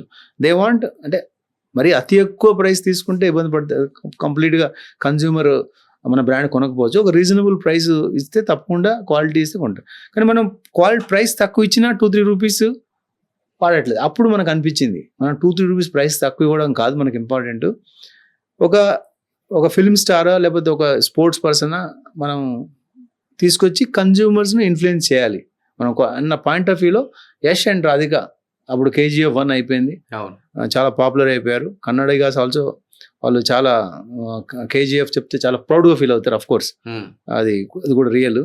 సో అతను మనకు బ్రాండ్ అంబాసిడర్ అయిన తర్వాత wife and husband Radhika and case తోటి చాలా మార్పు వచ్చింది. మన ప్రోడక్ట్ పెనిట్రేషన్ కూడా చాలా అవుట్లెట్స్ పెరిగిపోయింది. మార్కెట్ షేర్ కూడా ఒక గ్రోత్ ట్రెండ్ ఇప్పుడు వచ్చింది. ఇంతకుముందు చెప్పినట్టుగా ఇప్పుడు వర్డ్ ఆఫ్ మౌత్ పబ్లిసిటీ ఆ స్టేజ్ మన బ్రాండ్ వచ్చింది. ఒక కన్జ్యూమర్ ఇంకో కన్జ్యూమర్ ఇప్పుడు ఫ్రీడమ్ వాడండి బాగుంది అన్న స్టేజ్ మన బ్రాండ్ కర్ణాటకలో తీసుకోవడం రాగింది. సో యష్ అండ్ రాధికను హైర్ చేయడం ఏంటంటే మనం అన్ని ఇక్కడ ఉన్న క్రియేటివ్ కమ్యూనికేషన్ అక్కడ పని చేయలేదు, ఎందుకంటే అక్కడ వాళ్ళు కూడా క్వాలిటీ ఇస్తున్నారు అన్న పాయింట్ ఆఫ్ వ్యూలో. రైట్. సో దీని ఎక్స్పీరియన్స్ని బేస్ చేసుకొని స్మాల్ అండ్ మీడియం బిజినెస్ ఓనర్స్కి ఒక చిన్న సలహాలు అనేది చెప్పండి. లైక్ ఫర్ అన్ ఎగ్జాంపుల్, ఈరోజు మంచి ప్రోడక్ట్స్ మార్కెట్లో అమ్ముడుపోవు, మంచి మార్కెటింగ్ చేసిన ప్రోడక్ట్సే మార్కెట్లో అమ్ముడుపోతున్నాయి అనేది ఒక ట్రెండ్ నడుస్తుంది. ఓకే, ఎందుకంటే కొంతమంది ఉంటారు, అరే మా ప్రోడక్ట్ చాలా బాగుంది అయినా కూడా సేల్స్ అయితే లేవని చెప్పి బాధపడుతుంటారు. But they don't do any marketing, they believe on word of mouth only. Word of mouth అనేది నేను బోనస్ అంటాను నేను, బట్ వీళ్ళది మంచిగా ఉందని కూడా చెప్పి end of the day marketing అనేది చేసుకోవాలి కదా. సో దీన్ని మీరు ఎంతవరకు అగ్రీ చేస్తారు? రెండోది వచ్చేసి ఏంటంటే మీ ఎక్స్పీరియన్స్ని బేస్ చేసుకొని ఒక small and medium business owners ఒక మార్కెటింగ్ చేయాలంటే ఫస్ట్ ఆఫ్ ఆల్ స్టెప్స్ ఏంటి దానికి? దీనికి ముందు ఒక 2 వర్డ్స్ చెప్తాను, రియాలిటీ అండ్ పర్సెప్షన్. ఓకే, నిజం ఏంటి, పర్సెప్షన్ అంటే ఒక ఇమేజ్ ఏంటి. సో రియాలిటీ మీరు ఎంత మంచి ప్రోడక్ట్ అని ఇవ్వచ్చు, కానీ మీరు పర్సెప్షన్ దాని మీద దానికి ఒక మంచి ప్రోడక్ట్ అని వినియోగదారులకు మనం చెప్పలేకపోతే మన సేల్ కాదు. నాది మంచి ప్రోడక్టు, నాది గొప్ప ప్రోడక్టు, నేను తక్కువ ఇస్తున్నాను, రేట్ తక్కువ ఇస్తాను, మంచి క్వాలిటీ ఇస్తున్నాను, కానీ మీ ప్రోడక్ట్లో స్ట్రెంత్ లేకపోతే కూడా మీరు ఇంకా ఎక్కువ మోసపోతారు. అట్లీస్ట్ ఇక్కడ ప్రోడక్ట్ బాగుండి అడ్వర్టైజ్మెంట్ లేకపోయినా ఓకే మీ సేల్ తక్కువ ఉంది, అకార్డింగ్ టు దట్ మీరు ఎక్స్పెండిచర్ ప్లాన్ చేసుకుంటారు. కానీ హెవీ అగ్రెసివ్ ప్రోడక్ట్ స్టార్ట్ చేసి అన్నీ ఇచ్చేసి కన్జ్యూమర్ అయితే B2B అయితే వేరే విధంగా అన్ని చేసి మీ ప్రోడక్ట్లో స్ట్రెంత్ లేకపోతే మీరు ఎక్కువ డిఫేమ్ అవుతారు. ఫస్ట్ కేసులో ప్రోడక్ట్ స్ట్రెంగ్త్ ఉండి మార్కెటింగ్ చేయలేకపోతే మీరు డిఫేమ్ గారు, కానీ అనుకున్నంత అభివృద్ధి సాధించలేకపోతున్నారు. కానీ సెకండ్ విషయంలో ప్రోడక్ట్లో మార్కెట్ ఎక్స్పెక్టేషన్స్ పక్కకుండా మీరు చేయకుండా మీరు ఓన్లీ మార్కెటింగ్ చేశారనుకో మీరు డిఫేమ్ అవుతారు. మీ సేల్ పెరగచ్చు ఒక కొన్ని మంత్స్ కానీ కొన్ని ఇయర్స్ కానీ తర్వాత ఆటోమేటిక్గా మీ మార్కెటింగ్ ఎఫర్ట్స్ అన్నీ కూడా వేస్ట్ అవుతాయి, డబ్బులు కూడా వేస్ట్ అవుతాయి. So product has to be right. Then if you believe in the product you must spend money in advertising. But advertising అనేది according to your capacity, according to your belief, according to the category, మీరు ఏ కేటగిరీలో ఉన్నదాన్ని బట్టి మీకు దాని యొక్క సమాధానం మనం ఇవ్వచ్చు. ఇట్స్ నాట్ అన్నిటికీ మార్కెటింగే మందు కాదు, అంటే టీవీ అడ్వర్టైజ్మెంటే మందు కాదు, లేదా డిజిటల్ మార్కెటింగ్. కొన్నిటికి వేరే స్టైల్లో మార్కెటింగ్ ఉండొచ్చు, కొన్నిటికి డిజిటల్ సరిపోవచ్చు, కొన్నిటికి కంపల్సరీ న్యూస్ ప్రింట్ కావాలి, కొన్నిటికి కంపల్సరీ టీవీ కావాలి, కొన్నిటికి అన్నీ కావాలి, కొన్నిటికి ఓన్లీ డెమాన్స్ట్రేషన్ కావాలి, ప్రోడక్ట్ డెమాన్స్ట్రేషన్ కావాలి. అట్లా అలానే ఇప్పుడు ఒక మార్కెటింగ్ చేయాలనుకుంటే ఒక బడ్జెట్ అనేది డిసైడ్ చేస్తారు కదా, మార్కెటింగ్ ఇంత బడ్జెట్ అని, అది ఎలా డిసైడ్ చేసుకుంటారు అండ్ ఎలా డిసైడ్ చేయాలో కూడా? ఇప్పుడు బడ్జెట్ డెఫినేషన్స్, బడ్జెట్ అలొకేషన్ యొక్క డైనమిక్స్ చాలా మారిపోతున్నాయి. ఈరోజు మీరు ఫర్ ఎగ్జాంపుల్ ప్రస్తుతం కామర్స్ తీసుకోండి, బ్లింకిట్, స్విగ్గీ. నేను ఈ మధ్య న్యూస్ ఆర్టికల్ చదివాను, ప్రతి క్వార్టర్కు ప్రతి 3 నెలలకు ఈ 3 కంపెనీలు 1500 crores దే ఆర్ బర్నింగ్. అంటే investors money they are burning. So how are they allocated? Is it on the basis of the current year balance sheet or next year 5 years? No. They are thinking very, very long term. Coke కానీ for example మనం మన అన్న చదువుకున్న దాని ప్రకారం మనకు inside information మనకు తెలియదు. సో ఒక 10 years vision, 20 years vision. So according to the category, according to your financial strength. ఈరోజు బ్రాండింగ్ అంటే బర్నింగే అయిపోయింది. అంటే ఇప్పుడు మీరు ఇంతకుముందు ఊబర్, ఓలానే తీసుకోండి. ఓలా మనం ట్యాక్సీ, ఊబర్ కంపెనీ ట్యాక్సీకి 500 rupees ఇస్తే మనం 300 పే చేసాం. ఈరోజు మనం 600 ఇస్తున్నాం, కానీ ట్యాక్సీ వాడికి 400 ఇస్తున్నాం. So they build the brand. ఈరోజు కొన్ని అగ్రెసివ్ కంపెనీలు 2-3 ఎంటర్ అయ్యాయి, కానీ మన టాప్ ఆఫ్ ద మైండ్ ఊబర్లోనే ఉన్నాం, ఊబర్ కానీ ఓలా కానీ అంతే. So they are here for habit change. మనలో habit change creation. So that requires a different set. But ఇక్కడ మా దగ్గరకు వచ్చేటప్పటికి వంట వాడతాడు, ఇది కాకపోయినా అదైనా వాడతాడు. సో మనం ఆ బ్రాండ్ నేమ్ అతనికి టాప్ లో. సో మేము ఎక్కువ ఇన్ షాప్, ఈ రోజు మా బ్రాండ్కి ఇన్ షాప్ ఎక్కువ, ప్రొడక్ట్ షాప్లలో అవైలబిలిటీ ఉండాలి. సో కేటగిరీని బట్టి మనం ఒక అలొకేషన్ ఉంటుంది. టిపికల్ వే, కన్వెన్షనల్ వే ఏంటంటే నీ దగ్గర ఎంత ఫండ్స్ ఉన్నాయి, మనం ఎంత అలొకేట్ చేయగలము, నీ ఇన్ఫ్లోస్ ఎన్ని, నువ్వు ఈ ప్రస్తుతం ఉన్న బిజినెస్లో are you earning some 5 crores. So can I give 2-3 crores? That's a conventional method. But today the industry is going beyond convention. So a point of view, future point of view, మన growth rate ఏంటి, మనం ఏం చేయాలనుకుంటున్నాము, product change చేయాలనుకుంటున్నామా, habit change చేయాలనుకుంటున్నామా, ఈ విషయాలలో మనం కొంచెం డీప్కి వెళ్తే కానీ బడ్జెట్ అలొకేషన్ గురించి మనం ఎగ్జాక్ట్ చెప్పలేము. మా దగ్గరకు వచ్చేటప్పటికి మాది ఏంటంటే హై అప్రాక్స్ సార్, ఒక అనుకుందాం small and medium business owners మాట్లాడుతున్నాం కాబట్టి, ఒక 1000 రూపాయల ప్రోడక్ట్ ఉంటే ఓకే, ఎంత పర్సెంటేజ్ మార్కెటింగ్? ఇప్పుడు ఇది ఒకటి మా ఇండస్ట్రీ తీసుకుందాం. మాది హై వాల్యూమ్ లో ప్రాఫిట్ బిజినెస్ మాది.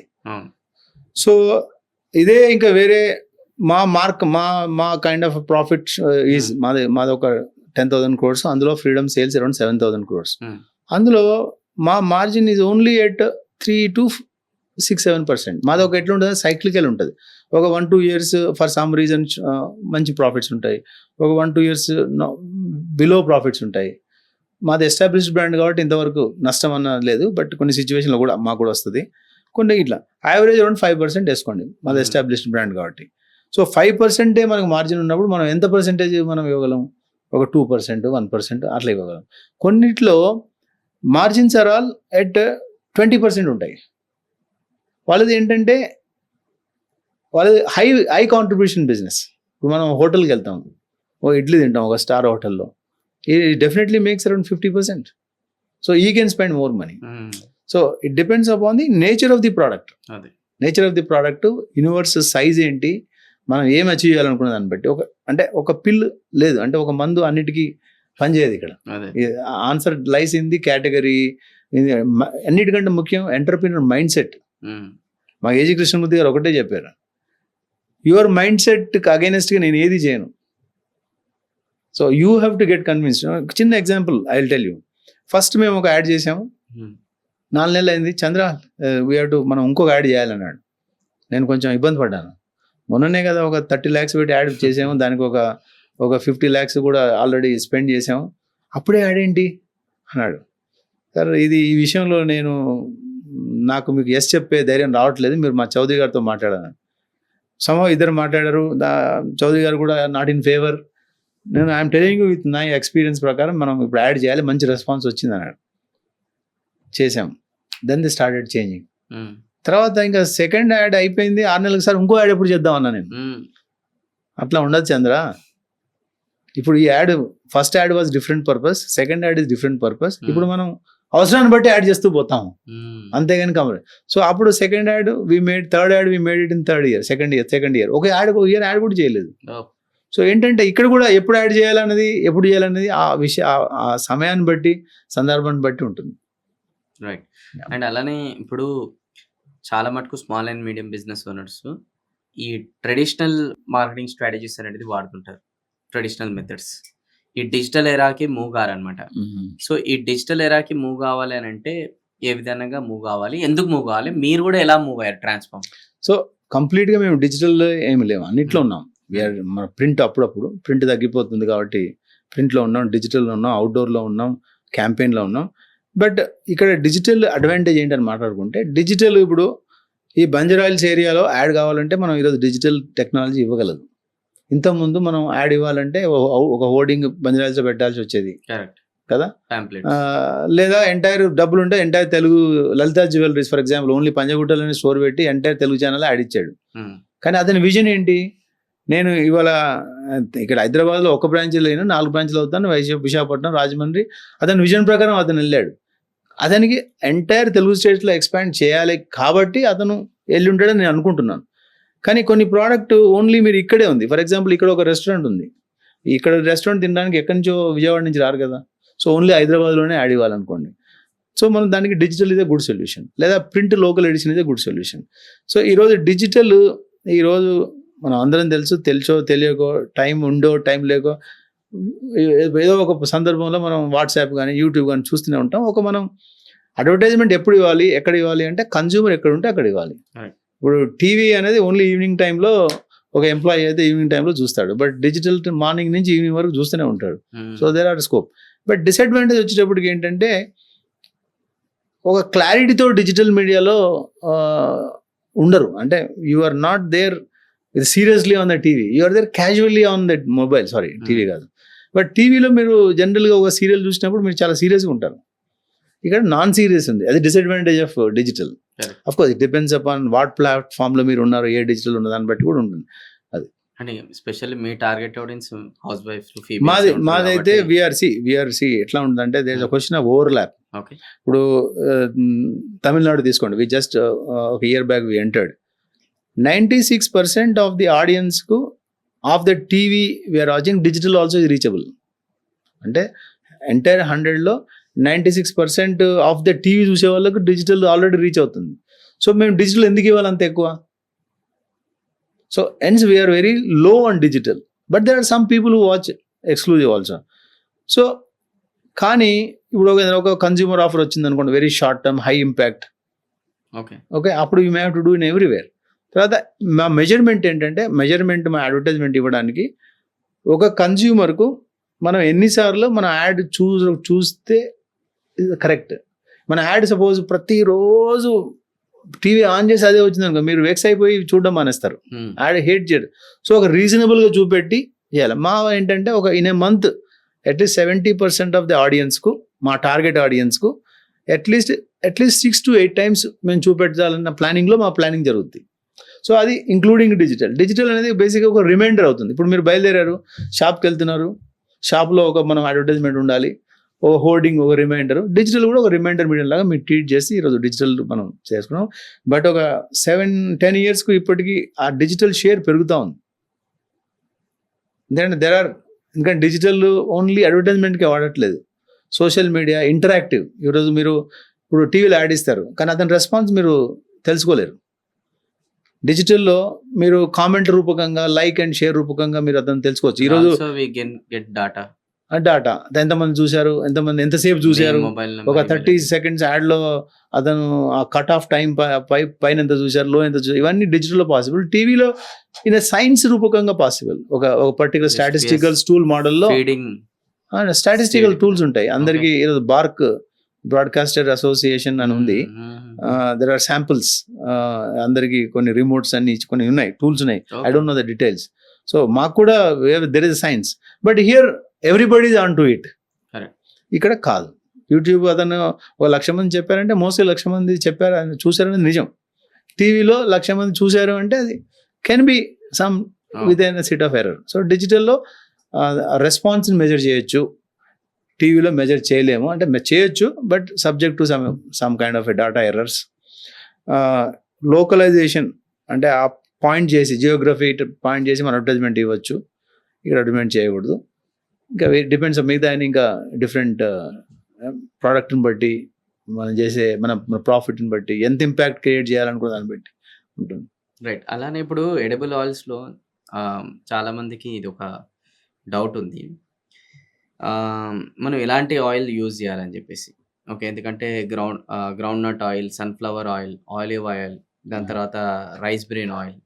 ఓకే, సో ఈ ఆయిల్స్ మార్చడం ద్వారా కూడా ఏదన్నా ఇష్యూ ఉంటుందా, లేకపోతే ఉండదా? ఒకటే స్టిక్గా ఫ్రీక్వెంట్లో ఒకటే ఆయిల్ మెయింటైన్ చేయాలి, ఎందుకంటే కొంతమంది డాక్టర్స్ కూడా అన్నారు మీరు ఒకటే ఆయిల్ మెయింటైన్ చేస్తే బాగుంటుంది. నేనైతే 37 ఏళ్ళ నుంచి ఒకటే ఎడిబుల్ ఆయిల్ కంపెనీలో పనిచేస్తున్నాను.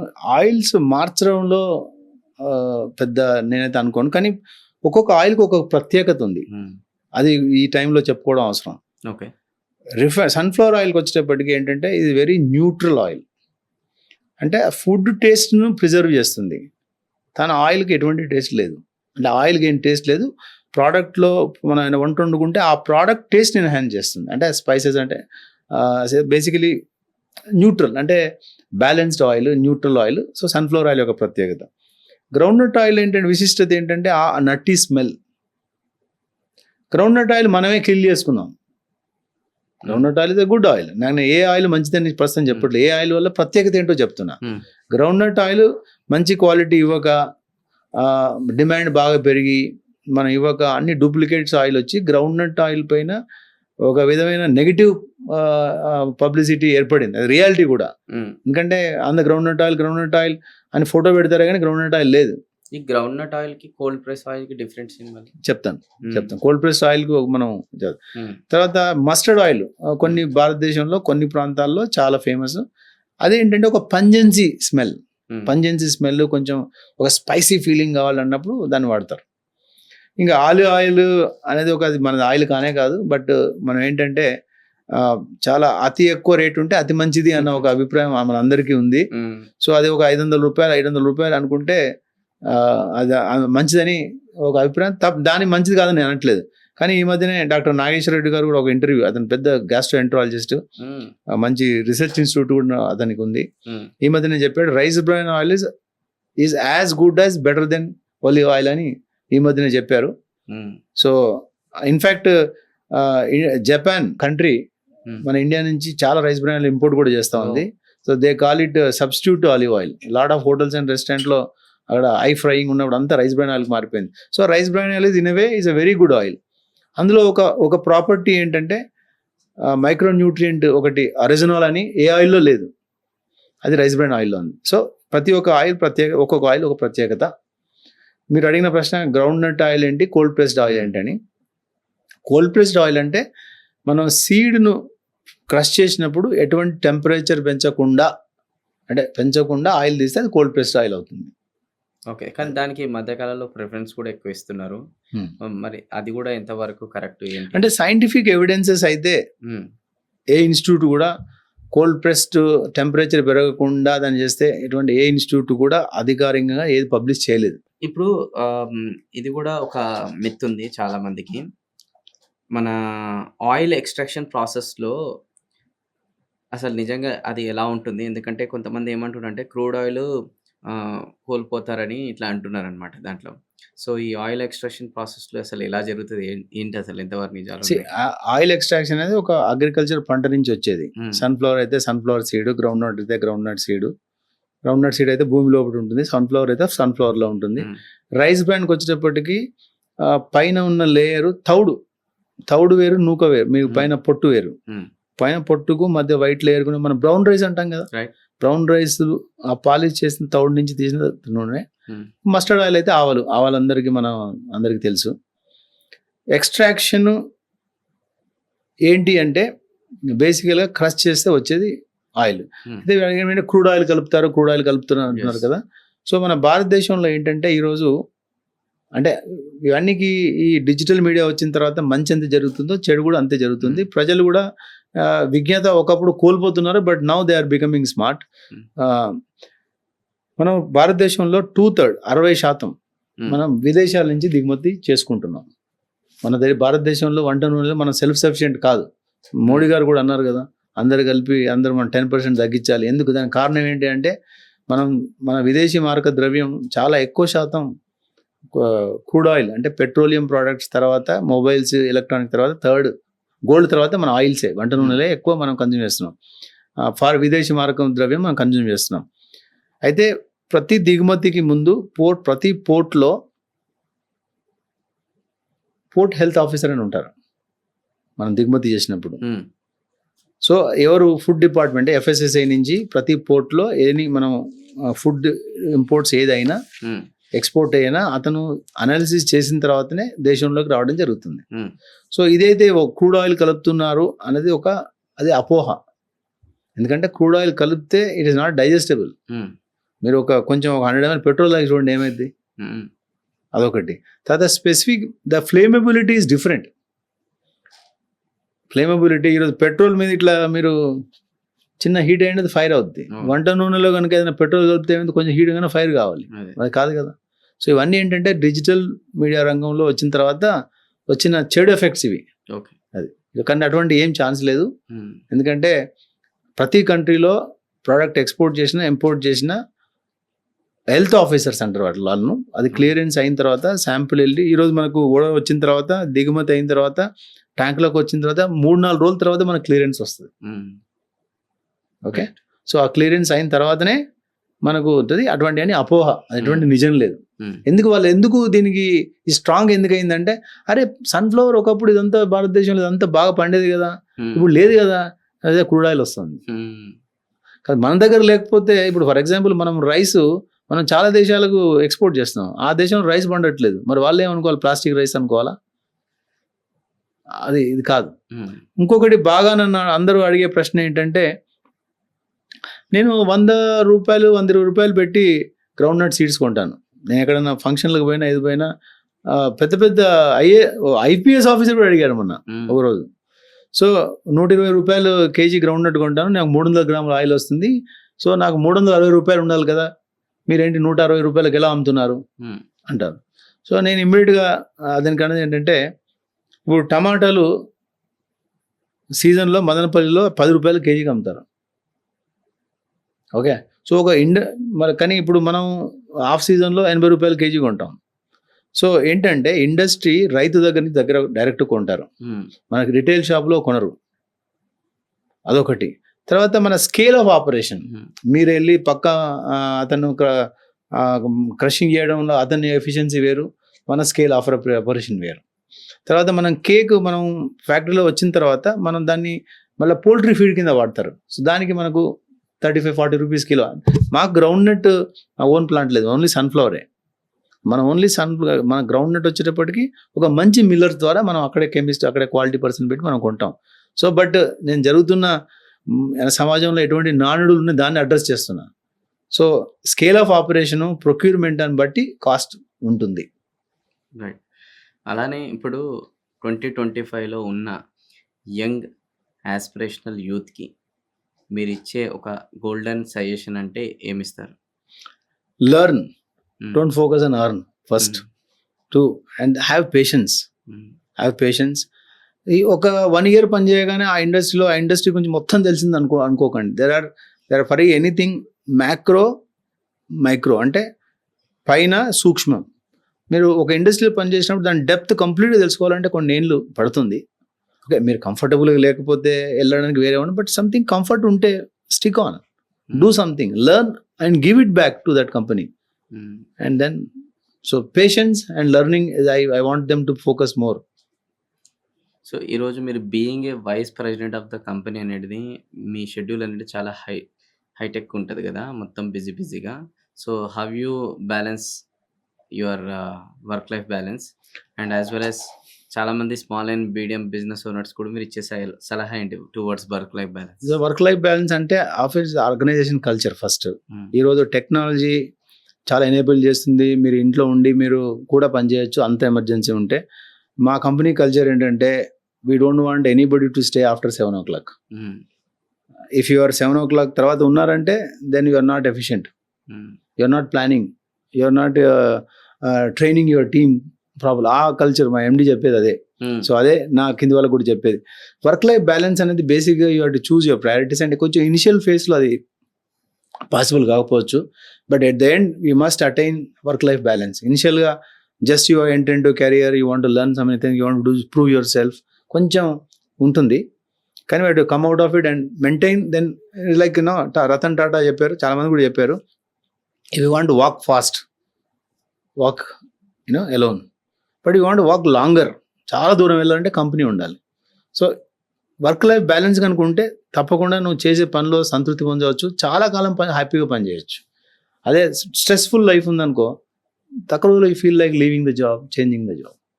So work for life definitely is important. And అలానే ఐ క్రియేటెడ్ దిస్, అంటే నాకు మంచి టీం దొరికింది, అంటే మేమే క్రియేట్ చేసుకున్నాం. దొరికింది అనేది ఏమి ఉండదు, దొరికిన వాళ్ళనే నర్చర్ చేసుకొని ఆ విధంగా ఈరోజు క్రియేట్ చేయం కాబట్టి ఐఎమ్ హ్యాపీ. సో అలానే ఇప్పుడు ఏఐ ప్రపంచం నడుస్తుంది ఇప్పుడు ఇదంతా. సో చాలామంది ఇప్పుడు ఈ టూల్స్ అండ్ ప్లస్ ఇంకా టెక్నాలజీకి అడాప్ట్ కావడానికి ఇష్టపడతలేరు, small and medium business owner స్పెషల్గా. ఏది వర్కౌట్ కాలే, ఇది వచ్చినప్పుడు చూసుకుందాంలే అనే ఈ లైట్ యాటిట్యూడ్ అనేది ఉంది. సో దీనికి నేను రీసెంట్గా చాలా అబ్జర్వ్ చేస్తున్నాను యాజ్ ఎ బిజినెస్ కోచ్కి. ఏంటంటే కొన్ని క్రియేట్ చేయడానికి డెకెట్స్ పట్టింది, కానీ ఈ మధ్యకాలంలో ఆ డెకెట్స్ నుంచి క్రియేట్ చేసిన దాన్ని డిస్ట్రాయ్ చేయడానికి డేస్ అండ్ వీక్స్ పడుతుంది. సో అందుకోసమే ఈ టెక్నాలజీని అనేది ఎందుకు అడాప్ట్ చేసుకోవాలి, ఎందుకు నేర్చుకోవాలి, ఏ రోల్ అనేది ఇంకా రాబోయే రోజుల్లో కూడా ఎలా ప్లే చేస్తుంది, ఏమంటారు? సో ఏదైనా అడాప్ట్ చేసుకోండి, టెక్నాలజీ కావచ్చు, న్యూ ప్రాసెస్ కావచ్చు, either to increase the efficiency or to reduce the cost, or increase the dependency or decrease the errors. So today ఏ ఎందుకు వెళ్తుంది, కంపెనీ ఎందుకు వెళ్తుంది అంటే తక్కువ కాస్ట్లో ఎక్కువ ప్రొడక్టివిటీ. కరెక్ట్. అది so this is when some innovation is happening, others get killed. మన ఐటీ వచ్చినప్పుడు అయ్యో ఐటీ వచ్చి ఎంప్లాయ్మెంట్ అంతా తీసేస్తుంది కాలేదు, కానీ ఐటీ యూనో న్యూ సెక్టర్స్కి వెళ్ళిపోయి బిజినెస్ ప్రొడక్టివిటీని పెంచింది. సో ఎలాంటి మార్పులు చేస్తుందో మనం చూడాలి. కానీ ఇప్పుడు ఒక ప్రాక్టికల్ ఎగ్జాంపుల్, మా ఆర్గనైజేషన్ ఎలా మార్పులు వచ్చిందంటే, ఎంఏఎస్లో కాకపోవచ్చు ఇప్పుడు ఇన్నోవే ఇంటెలిజెంట్ టూల్, దాన్ని బాట్ అంటాం. బాట్ అంటే చాట్ బాట్ అంటే ఒక ఇంటరాక్టివ్ అయితే chat bot, but it's non interactive. So lot of midnight, ఈరోజు ఎస్టర్డే రిపోర్ట్స్ అన్ని మిడ్ నైట్ అంతా ప్రాసెస్ చేసి మనం ఆఫీస్కి వచ్చేటప్పటికి మనకు everything is there in the email. But ఇదే ఇమాజిన్ చేసుకొని మనుషులు చేయాలి, పర్సన్స్ చేయాలంటే అతను will come at 9 o'clock in the morning, then he has to work for 2 hours. Okay, then the live reports are not there till 11. So here now bot will, all the data that goes to the bot and it processes in the night, and then every report అంటే కింద level వాళ్ళకి ఒక report కావాలి, ఎండికి ఒక type of report కావాలి, ఫైనాన్స్కి ఒక type of report కావాలి, అలా అన్ని రకాల రిపోర్ట్స్ ఎంటైర్ బాట్స్ అన్ని ప్రాసెస్ చేసి మనకు, నా వరకైతే 4 o'clock వస్తుంది. నాకు మార్నింగ్ 4 o'clock లేచి అలవాటు, లేచేటప్పటికి నేను సేల్ ఎంత అయింది, ఏ స్టేట్లో ఎంత అయింది, ఎవరు ఎంత అయింది, ఎంత పెండింగ్ ఉంది కావాలి, నాకు 4 o'clock వస్తుంది. నేను ఆ విధంగా కన్ఫర్ట్ చేసుకున్నాను. సో అదొకటి. ఈ మధ్యనే ఒకటి, మేము ప్రతి యాడ్ అని కాదు, బట్ అయితే ఈ యాడ్ కొంచెం కాంప్లికేటెడ్ మార్కెట్స్, లేకపోతే ఇక్కడ కంపల్సరీ నేను ఫెయిల్ కావద్దు అనుకున్నప్పుడు, కొంచెం షూర్ కావాలనుకున్నప్పుడు ఏం చేస్తామంటే యాడ్స్ని మనం గ్రాఫికల్గా క్రియేట్ చేసి కన్జ్యూమర్ దగ్గరికి వెళ్ళి ఒక 10 యాడ్స్ మధ్యలో దీన్ని కూడా పెట్టి దాని ఫీడ్బ్యాక్ తీసుకుంటాం. ఇంతకుముందు గ్రాఫిక్ డిజైనర్స్ చేసేవాళ్ళు, మనం అన్ని మీరు స్కెచ్ అతను స్కెచ్ అని Correct. చేస్తే అతను చేసి ఒక 5-7 పీపుల్ ఒక 1 వీక్ పని చేస్తే యాడ్ అయ్యేది. ఈ మధ్యన మన తమిళనాడులో మనం ఒక 2 యాడ్స్కు ఏది బాగుంటుంది అని వెళ్ళడానికి వెళ్తే ఇట్లా ఇచ్చాము క్రియేటివ్ 3 daysలో graphic ads are created and game. So how చిన్న ఎగ్జాంపుల్ ఏఐ ఎలా మన జీవితాలను మారుస్తుంది, ఎలా మన పనితనాన్ని పెంచుతుంది, ఎలా వర్క్ అవర్స్ని తగ్గిస్తుంది అనడానికి మీకు ఈ 2 ఎగ్జాంపుల్ చెప్పాను. సో ఈ మార్పును మనం కంపల్సరీ మనం అడాప్ట్ చేసుకోకపోతే ఇప్పుడు కాకపోయినా 2 years అది ఇబ్బంది పడతాం. Correct. సో ఏదైనా టెక్నాలజీ ఎందుకు వాడాలి? ఎఫిషియన్సీ పెంచడానికి, కాస్ట్ తగ్గించుకోవడానికి, డిపెండెన్సీ పెంచడానికి, ఎర్రర్స్ తగ్గించడానికి. ఇందాక ఎర్లీ మార్నింగ్ కూడా అంటారు 4 o'clock లేస్తానని. సో చాలా మంది యంగ్స్టర్స్ డే అనేది ఈరోజు 7-8 o'clock అట్లా స్టార్ట్ అవుతుంది. ఆఫీస్కి పరుగులు మొత్తం కూడా. సో ఈ ఎర్లీ మార్నింగ్ 4 o'clock లేవడం అనే అలవాటు ఎలా వచ్చింది అండ్ దాన్ని కన్సిస్టెంట్గా ఎలా మెయింటైన్ చేస్తున్నారు అండ్ ఎందుకు అంటే ఇప్పుడు లేస్తున్నారు కాబట్టి దాని బెనిఫిట్స్ మీరే చెప్పాలి. లేస్తే మీకు ఎలా ఉంటుంది మైండ్ సెట్ అండ్ ఎవ్రీథింగ్ కూడా డే అంతా ఎలా ఉంటుంది అండ్ ఇప్పుడు చాలా మందికి ఎందుకు లేవాలని మీరు రికమెండ్ చేస్తారు? లేస్తే ఎలాంటి బెనిఫిట్స్ ఉంటాయి? అంటే 4 o'clock లేవాలని ఏం లేదు, but being whatever you do you be discipline and be consistent. నేను 4 o'clock ఎందుకు లేస్తానంటే ఆ టైంలో ఒక ప్రశాంతత ఉంటుంది. Okay, then you have a time to for yourself. కొంచెం మెడిటేషన్ ఈ మధ్య లాస్ట్ 2-3 years నుంచి మెడిటేషన్ స్టార్టెడ్ జర్నీ. ఓకే. కొంచెం I'm trying to put myself to just keep quiet. So అదొకటి. తర్వాత నేనేంటంటే 2019లో నేను Sadhguru garu inner engineering program చేశాను. సో దాని గురించి ఎనీవే పొద్దున లేవడం అంటే నేను ఎర్లీ అయినా ఎప్పుడైనా లేట్ వేకర్ కాదు, మేబీ 6కు అలా లేచేవాళ్ళని. ఇప్పుడు 4కు లేచి మెడిటేషన్ చేసి తర్వాత ఆయన కొన్ని ఉన్నాయి, మాది ఇన్నర్ ఇంజనీరింగ్ ప్రోగ్రామ్ ఉంటుందని చేసి తర్వాత వాకింగ్ వెళ్ళి అలాంటి ఇట్ విల్ బి 7-6:30 అట్లా అవుతుంది. తర్వాత న్యూస్ పేపర్ వస్తుంది. దెన్ వేరే న్యూస్ పేపర్ నుంచి పెరిగిన మనుషులం కదా మనం. సో అలాంటప్పటికి 8 అవుతుంది. ఎందుకు లేవడానికి ఆన్సర్ ఏం లేదు, but whatever you do be discipline and being discipline కంటే equal important consistent. So morning time is good for your mind. If you want to do something for the day you can note down your mobile things to do that I should attend. But otherwise if you just wake up 1 hour before to go to office then you have no time for yourself to do what you have to do for the day. So ఈ 38 years of జర్నీలో what was your biggest లెసన్స్లో ఒక lesson చెప్పండి, ఏదైనా మంచి what మీకు learning అనిపించింది మంచిగా వెనక తిరిగి చూస్తే? కొన్ని ఈవెన్ దో రాంగ్ ఎగ్జాంపుల్స్ అంటే చెప్పకూడని ప్రైవేట్ ఎగ్జాంపుల్స్ అని చెప్తాను 1 or 2. Okay. I was doing a correspondence course, in my first company. I had a bus pass,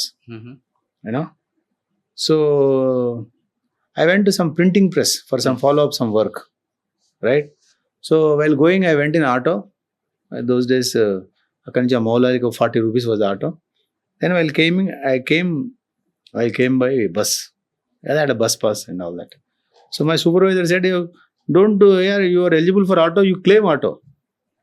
So I kept 40 rupees to go, 40 rupees to come, and signed, and went to supervisor, signed, went to HOD. He said, did you go both ways auto? No sir, I came by bus only. Then why did you claim? Supervisor told.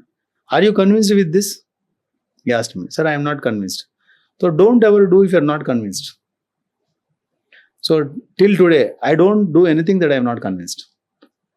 Great. So if you are not convinced, don't do in your life. Because don't take up some work because somebody advising you to do. Because my colleague knows. Okay, so if you are not convinced, we will not do. Great. Develop a conviction in what you are doing. There's a lesson that I want to. Super. And enjoy in what you are doing. Yes. That is to choose. Next is to enjoy in what you are doing. If you are not enjoying, you will not do long term. Otherwise, you will do a duty only. Don't do a duty. Involve yourself. Take the ownership means you have to enjoy what you are doing. So enjoying and conviction.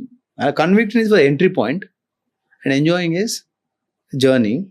And always have a fallback option. See, things may not work what you want, the way you want. Okay, estimation వేసావు, give a good amount of time and without regret you should quit. And saying no, coming out of it is also equally important. అదే lot of people అరే నేను చాలా కష్టపడ్డాను దీన్ని చేయాలి ఇంకా దీన్ని you'll get in to right. So conviction, enjoying, and if not resulting that courage to quit. I would say these three things. Great. And We have taken so many wrong decisions, Hmm. but we had a courage to quit and say no. Great. అలానే మీ entire లైఫ్‌లో వెనక్కి తిరిగి చూస్తే ఈరోజు చాలామందికి కొన్ని సందర్భాలలో మీరు గ్రాటిట్యూడ్‌గా ఉంటారు. సో, అలా ఒక టాప్ 3 మెంబర్స్‌కి మీరు గ్రాటిట్యూడ్ చూపించాలనంటే ఎవరి పేర్లు చెప్తారు? Definitely my family first, okay. and then my superiors. హ్మ్. Only two people. Okay. Right. So, final ఓవరాల్‌గా ఈ పాడ్‌కాస్ట్‌ని మొత్తం కూడా సమ్మరైజ్ చేసి if you want to give a message to the business owner స్పెషల్‌గా. సో, వాట్ కైండ్ ఆఫ్ ఎందుకంటే చాలామంది team మెంబర్స్‌కైతే మనం స్టార్టింగ్ నుంచి చెప్పాము. బట్ బిజినెస్ ఓనర్స్‌కి మీరు ఒక మెసేజ్ ఇయ్యాలనంటే ఎలాంటి మెసేజ్ ఇస్తారు? Growth is life. హుహు. Work towards building team. Hmm. I know work towards building a team. It stems from you, what you want to be, where you want to be. Okay. Look for a long term. Hmm. If you're not growing, you're dying. హ్మ్. So in a way, look for always a growth. Build people. People are important. At the same time, somebody said people are assets and people are liabilities also. ఒక్క నిమిషం. So if you handle them well, ఒక్క నిమిషం. ఇదే point కొంచెం తెలుగులో చెప్పండి మళ్ళీ. అంటే జనరల్ అంటే పీపుల్ అంటే ఎంప్లాయీస్ హ్మ్. వాళ్ళు ఆస్తులు కూడా అప్పులు కూడా. హ్మ్. వాళ్ళు సరిగా మీరు ట్రీట్ చేస్తే వాళ్ళు ఆస్తులు అవుతారు, హ్మ్.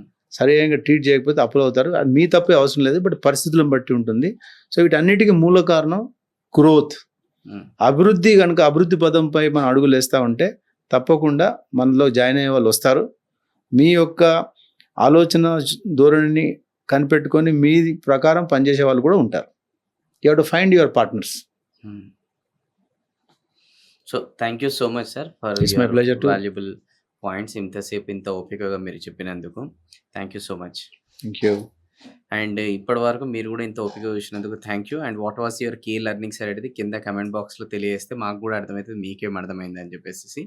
అండ్ అలానే నెక్స్ట్ పాడ్‌కాస్ట్‌లో ఇంకొక గెస్ట్‌తోని నేను మీ ముందలకొస్తాను. బట్ ఈ పాడ్‌కాస్ట్‌ని వీలైనంత వరకు మీరు దయచేసి మీ ఒక కొలీగ్స్‌కి, మీ టీమ్ మెంబర్స్‌కి అండ్ మీ యొక్క వీలైతే నెక్స్ట్ ఇప్పుడు ఎవరైతే యంగ్ ఎంటర్‌ప్రెన్యూర్ అవ్వాలనుకుంటున్నారో అలాంటి వాళ్ళకి ఇది షేర్ చేయడం మర్చిపోకండి. ఎందుకంటే చాలా కీ లెర్నింగ్స్ అనేది ఉన్నాయి.